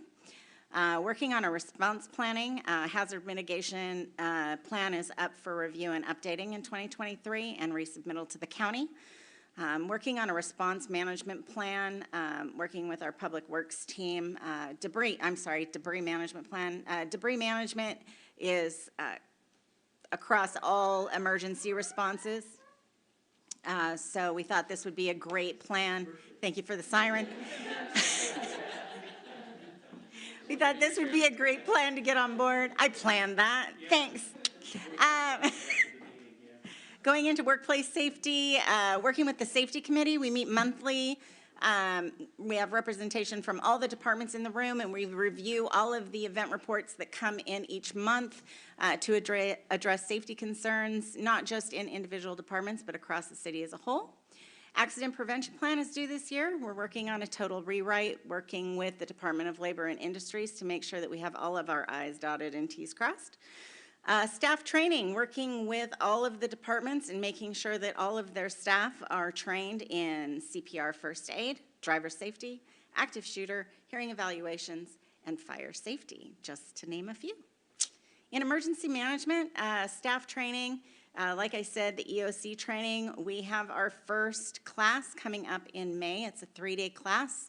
The second, third, and fourth, we're partnering with the city of Burien because we have very similar, if not identical, EOC setups. So we're able to share that cost and spread it between the two cities. And then in the fall, hopefully in October, we'll be doing one-on-one position-specific training so that people get more direct training on their individual responsibilities in the EOC. We're preparing for an integrated emergency management course. King County has filed for EMI, Emergency Management Institute, to come to King County to do an integrated emergency management course with all partners within King County. So all cities and all partners will be able to open up their EOC and respond to an event in tandem and see how we can work together interdepartmentally, how our communication systems work together. This is just an EOC activation training. It's not a full activation, but it would be a great opportunity for us to do that. And if our application is accepted, we would be participating in this in either 2024 or possibly 2025. Next step, comprehensive emergency management planning. You know, we have a beautiful plan. Now we just need to get the people in their chairs and put it to work, test it, update it, and keep it as a living, breathing, working document. CERT team engagement. We have about 15 people in the city of Des Moines that love their vests and helmets and really want to get to work. So we're building our CERT team. We meet quarterly up at the EOC, talk about what we're going to do for additional training and community outreach. So we're going to start March 22nd. We're doing a full Red Cross CPR first aid training with Park and Recs. Rochelle, one of our new hires, is fully certified in CPR first aid training, and she's also lifeguard trainer certified, which is awesome because our kids go to the pool, and she'll be able to talk about water safety with those guys. I will be getting CPR certified this year, and then we're going to let Kyle do it next year. We're partnering with South King Fire and Rescue for Stop the Bleed. We're going to roll it out to the community, the CERT staff, as well as our team members. They want to work on wildfire smoke community education and outreach. So we want to hand out KN95 masks to the community, talk to them about the hazards of wildfire smoke in the air, how to check for air quality, and how to build their own home fan filter system. So when they turn their fan on, it cleans the air at the same time. That'll be a fun one. Watch for that. We're going to partner with the farmers market, hopefully, and do that down there. We're looking at doing, I keep saying we, it's me, a CERT class at Highline College this summer. We did one a few years back, and they want to do it again. So we're going to go and do a CERT class up there over 6 weeks and get some more CERT-trained Highline educators. And then in September, we'll be bringing it back to the community and doing a CERT class. We're looking at doing 5 Saturdays instead of spreading it over 6 weeks and doing it at night. People really don't like working all day and then coming to a CERT training class 6 o'clock to 10 o'clock. It was a little rough. So we're going to see if we can do a Saturday class and get more people engaged. And then emergency management professional grant. That is the funding that comes from FEMA. It goes to the state for community outreach for preparedness. The state sends it to the county. The county sits around a big table, decides what they're going to spend the money on, and then we can ask for certain preparedness supplies. We have gone to the state and said, we have a dedicated emergency manager. We have enough people in the community. We have enough staff that is engaged in emergency management. We would like to decide how our percentage of that funding is spent. And so we will fill out the application this June, and hopefully we will start spending that money ourselves. Workplace safety, accident prevention plan. Work with the safety committee. We're updating the existing plan, so hopefully all things clicking, we'll get that done before the end of the year. I've been attending L&I trainings to ensure that all areas that are required to be in the plan are addressed. And then we're going to have L&I review the draft plan prior to its finalization, just to make sure that it's perfect in every way. Staff training, review the required training by position. Every position has different training requirements. And then we want to make sure that we're requiring all of the staff training, including, we just finished active shooter. We had 4 different classes. Those that couldn't attend any of the 4 due to unforeseen circumstances, we had an online training that was available. It worked great. We're going to start doing fire drills. We do our emergency evacuation every October during the Great Shakeout. And we need to do fire safety training to include fire extinguisher training. And then we're also CPR training. We've always outsourced it and been charged to have our staff trained, so we're bringing that in-house. We're going to start doing hands-only CPR with the majority of our staff, and then those that are required to be fully Red Cross CPR certified, first aid certified, Rachel and I will be able to do that training in combination with an online class.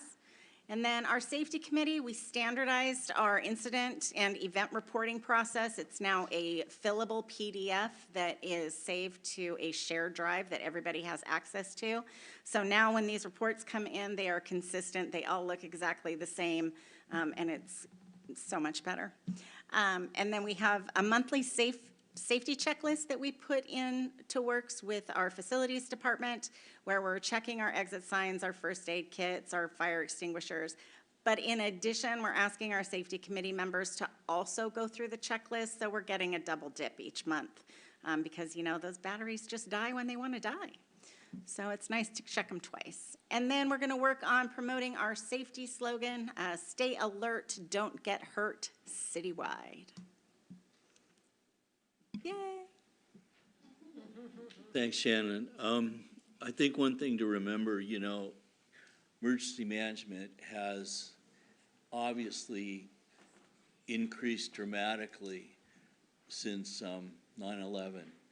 And at the same time, the number of violent incidents in the country has increased just exponentially. And so even though in the framework of emergency management, there's a lot of, you know, training, documents, sort of milestones along the way. In the end, and the only thing that really matters is that people understand they have a change in consciousness and a change in behavior. And that's what all the effort that Shannon's talking about, both in workplace safety and emergency management, is designed to help people help themselves to be safe. And that's what this is all about. So with that, you've done a great job. Appreciate that. And now, after having heard all of this, we come to our last presentation. And fortunately, it's human resources. And for all the problems you've heard, AJ and Shauna have the answers. So, wow, big shoes. Separate choice of colleges. Yeah. Yeah. So good evening, council. I'd like to introduce Shauna Thomas. She's our HR analyst. Also known as Michael's punching bag. For her basketball selections. Basketball only. And I also have a part-time, limited-term HR generalist, Betsy Dunn. Hi, Betsy. She's joining us from home. Okay, so human resources, last but definitely not least. In the simplest terms, my department's primary function is managing the employee's life cycle within our organization. We're responsible really for our most valuable asset, which obviously is our staff. I'm always amazed when I'm in these meetings and I hear my coworkers talk about the things that they do, how incredibly talented the people are that I work with. So I'm really grateful every day that I get to show up and work with you guys. When I first arrived here at the city, the service delivery model for HR was really decentralized. Most of the HR functions was kind of left to the department, really.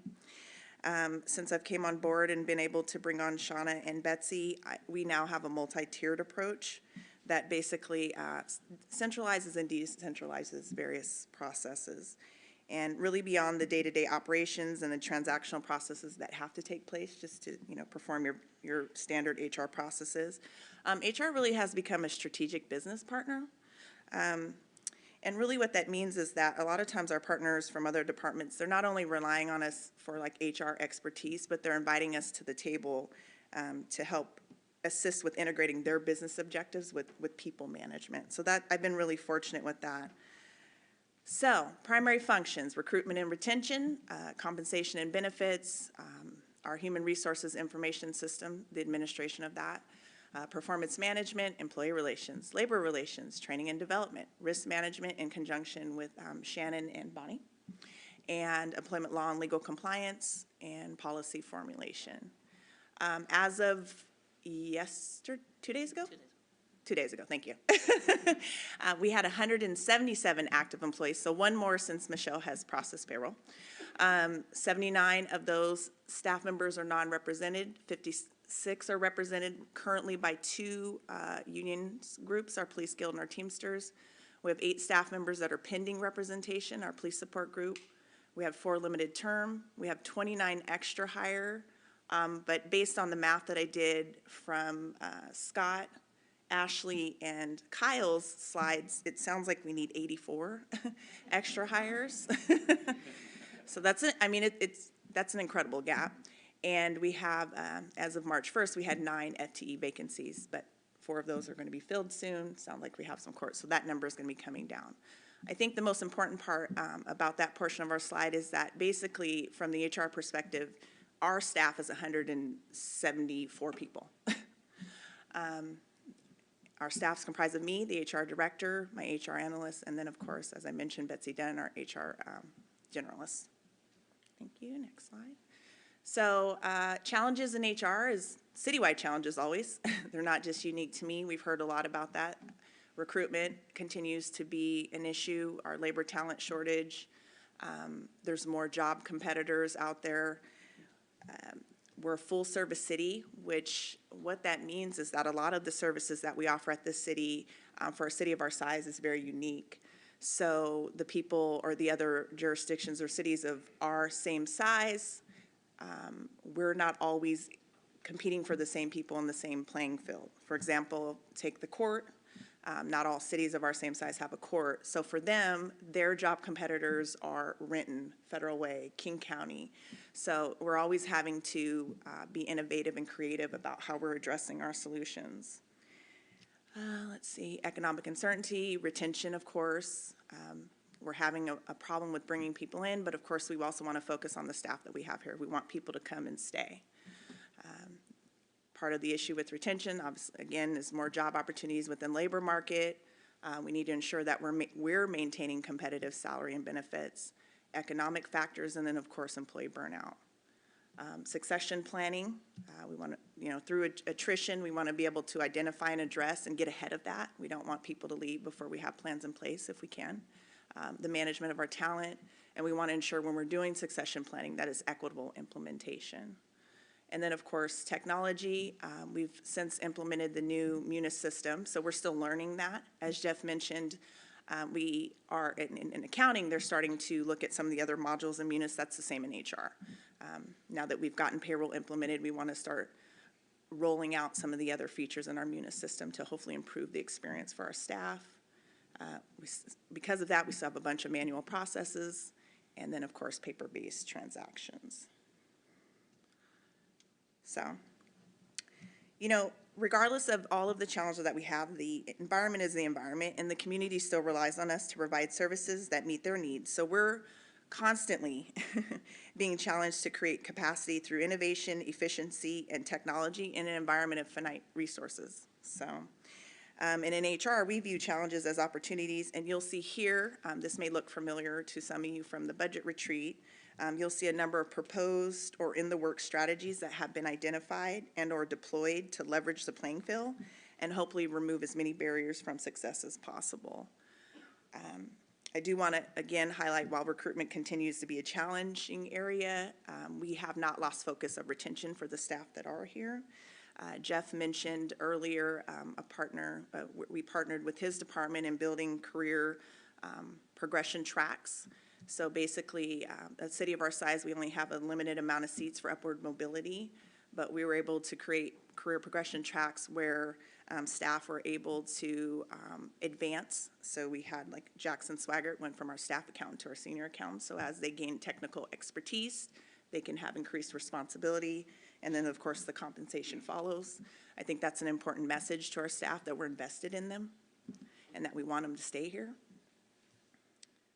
Some things, let's see what I want to highlight here. Succession planning, like I said, we want to get ahead. You don't want to do succession planning after people left, so some of that involves doing some reporting and analysis, our Higher Heads program in the PD, leadership development, technical training, a lot of cross-functional training opportunities. I just spoke about the career development training paths, and then internships, which is starting out primarily with Ashley, so that's pretty exciting. Leveraging technology, because as we all know, your tools are exactly what can improve your experience while you're at work. So implementing all of the software system capability that we have, allowing employees to utilize self-service, Zoom, DocuSign, online forums, and interactive training platforms. Okay, so this is our 2023 work plan. I will say it's really ambitious. And you'll see that many of the items that are identified here as priorities are really designed to bolster our efforts to combat the challenges and to remain competitive, nimble, and flexible. But we're not magicians, unfortunately, and our ability to deploy these strategies in HR is also going to be dependent on my staffing and what other areas need tending to within the city. We do a lot of just-in-time sort of HR consulting with our business partners. So this plan is doable, but there are a number of factors that are out of our control. So under recruitment and retention, we want to document our standard operating procedures. We want to continue to make enhancements in our recruitment and onboard modules. Under compensation and benefits, we want to complete the classification and compensation project we have open. That's been almost a year at this point. Under our HRS administration, which is with the implementation of Munis, is a new function that HR has. I'm happy about it, but it has taken some of our bandwidth and our focus. But in there, we want to start to develop and implement the online workflow for personnel actions. We need electronic personnel files. We want to develop and implement our training and certification modules and implement the leave administration within Munis. So anytime you think about a software program, develop and implement are really nice words, but really what that involves is learning the system, getting with the stakeholders, and then working with IT to help us build within the system and testing. So I just want to point out that it's a big project. For performance management, we want to, it's maybe a little bit redundant, but right now we have a paper process. We'd like to make that, take that process online for better tracking. Employee relations, we're working on a more robust orientation process. We've discussed for new hires, maybe creating and pairing them with more tenured and seasoned employees. Getting past sort of like, welcome to the city, here's your benefits, and turning people over to the department. So we want to stay in better contact and make sure that we're integrating people into our culture. Labor relations, updating and implementing the changes from the recently settled guild agreement and the Teamsters contract, which they ratified yesterday, which is still pending approval from City Council, so that's pretty exciting. And next month, we'll begin negotiating the new police support collective bargaining agreement. For training and development, we've started this. We want to finalize our career progression and training paths. So what we've done is start to identify by positions. In other words, for like supervisory and managerial position, what skill set can we help the managers develop so they have things in their toolkit to help them be more successful and empower them. And then, of course, continue to look for opportunities where we can create career ladder progressions. Risk management, that's in conjunction with Shannon, revamp the accident prevention plan and the safety committee. Employment law, we will be providing required citywide compliance training such as workplace harassment. We're due for that this year. And then this one that's been chasing me around since I got here is adopt the latest draft of the City of Des Moines Personnel Manual.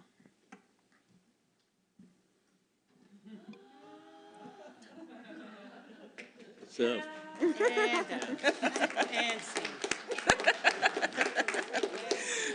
so AJ and Shauna, thank you for that. And council, I just want to say, even though we went through these and kind of organized it in the manner in which it was presented, it's striking to me. And if I was not the city manager, I would have the same level of pride in the dynamism and accomplishments of your staff. So thank you, everyone. Mayor. Thank you, Michael.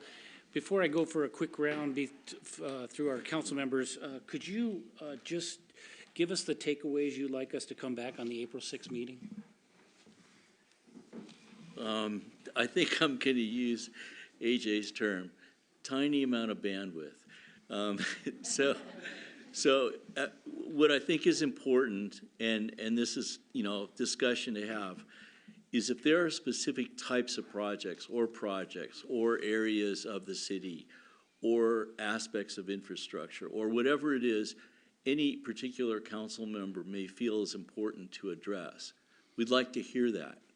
And then we would like to respond to that based in the context of what you saw tonight.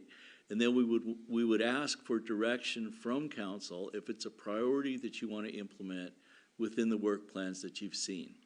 And for that to happen, I think it's fair to say something's got to drop off, or something's got to be delayed, or something has to become less of a priority as compared to what it is you want to accomplish. So we're perfectly open to hearing anything that you feel should get done, and 4 votes to do it, and a discussion about what else, where does it fit in the overall context of what you saw tonight. That's the discussion we'd like to have. Okay. Thank you. All right, so we're gonna go down the line. I'll start with Councilmember Nutting and work this way. Then I'll hit these guys and then I'll close up. Go ahead. You have the floor. Great presentation. That's all I have. Thank you. Councilmember Oxiger. Thank you for the presentation. Councilmember Nutt. Pennington. We often get confused because Yeah, our yeah. beards are pretty similar. Yeah. It was a great presentation. Thank you so much. Thank you for all you do. There's a lot there. I think, we went over tonight, and I'm glad that we did because it really put it into the whole thing into context, not only for council, but, for probably everybody who's watching and even yourselves. I mean, you guys know what you do in your divisions, but it's part of that open communication, so everybody understands it, and that there's conflicting priorities or competing priorities, maybe not conflicting, but competing, and where we do that. And Shannon, you started right in COVID, so the 97%, well, just before, right, and so it's coming. Okay, thanks. All right, Councilmember Harris. Thank you for your time. Deputy Mayor Buxton. Thank you, Mayor. Thank all of you. This is a long night. You guys did great in your presentations. I really appreciate all your work and bringing it all to us. Thank you. Councilmember Steinmetz. And I just want to say thank you very much. My brain is full. And I hope that this will be available, all the PowerPoint slides that will be available to us. That would be very useful. Thank you. Yeah, I think Good we'll job. put them on the list. Excellent job. And I'd like to close up. I just thank you all for your long-standing, getting it all done in one night's important to set up the next meeting. I forget sometimes how hard you all work. I know it, but you also, it's a great reminder tonight. I can tell there was a lot of thought and depth in your reporting, and that's why I wanted to ensure that each of you got your moment. You all shined, and I'm grateful for that. And the next meeting for council will be a regular council meeting on March 9th at 6 p.m. Do I have a motion to adjourn? I think I've got like 8 of them and the 7 council members. All those in favor? Aye.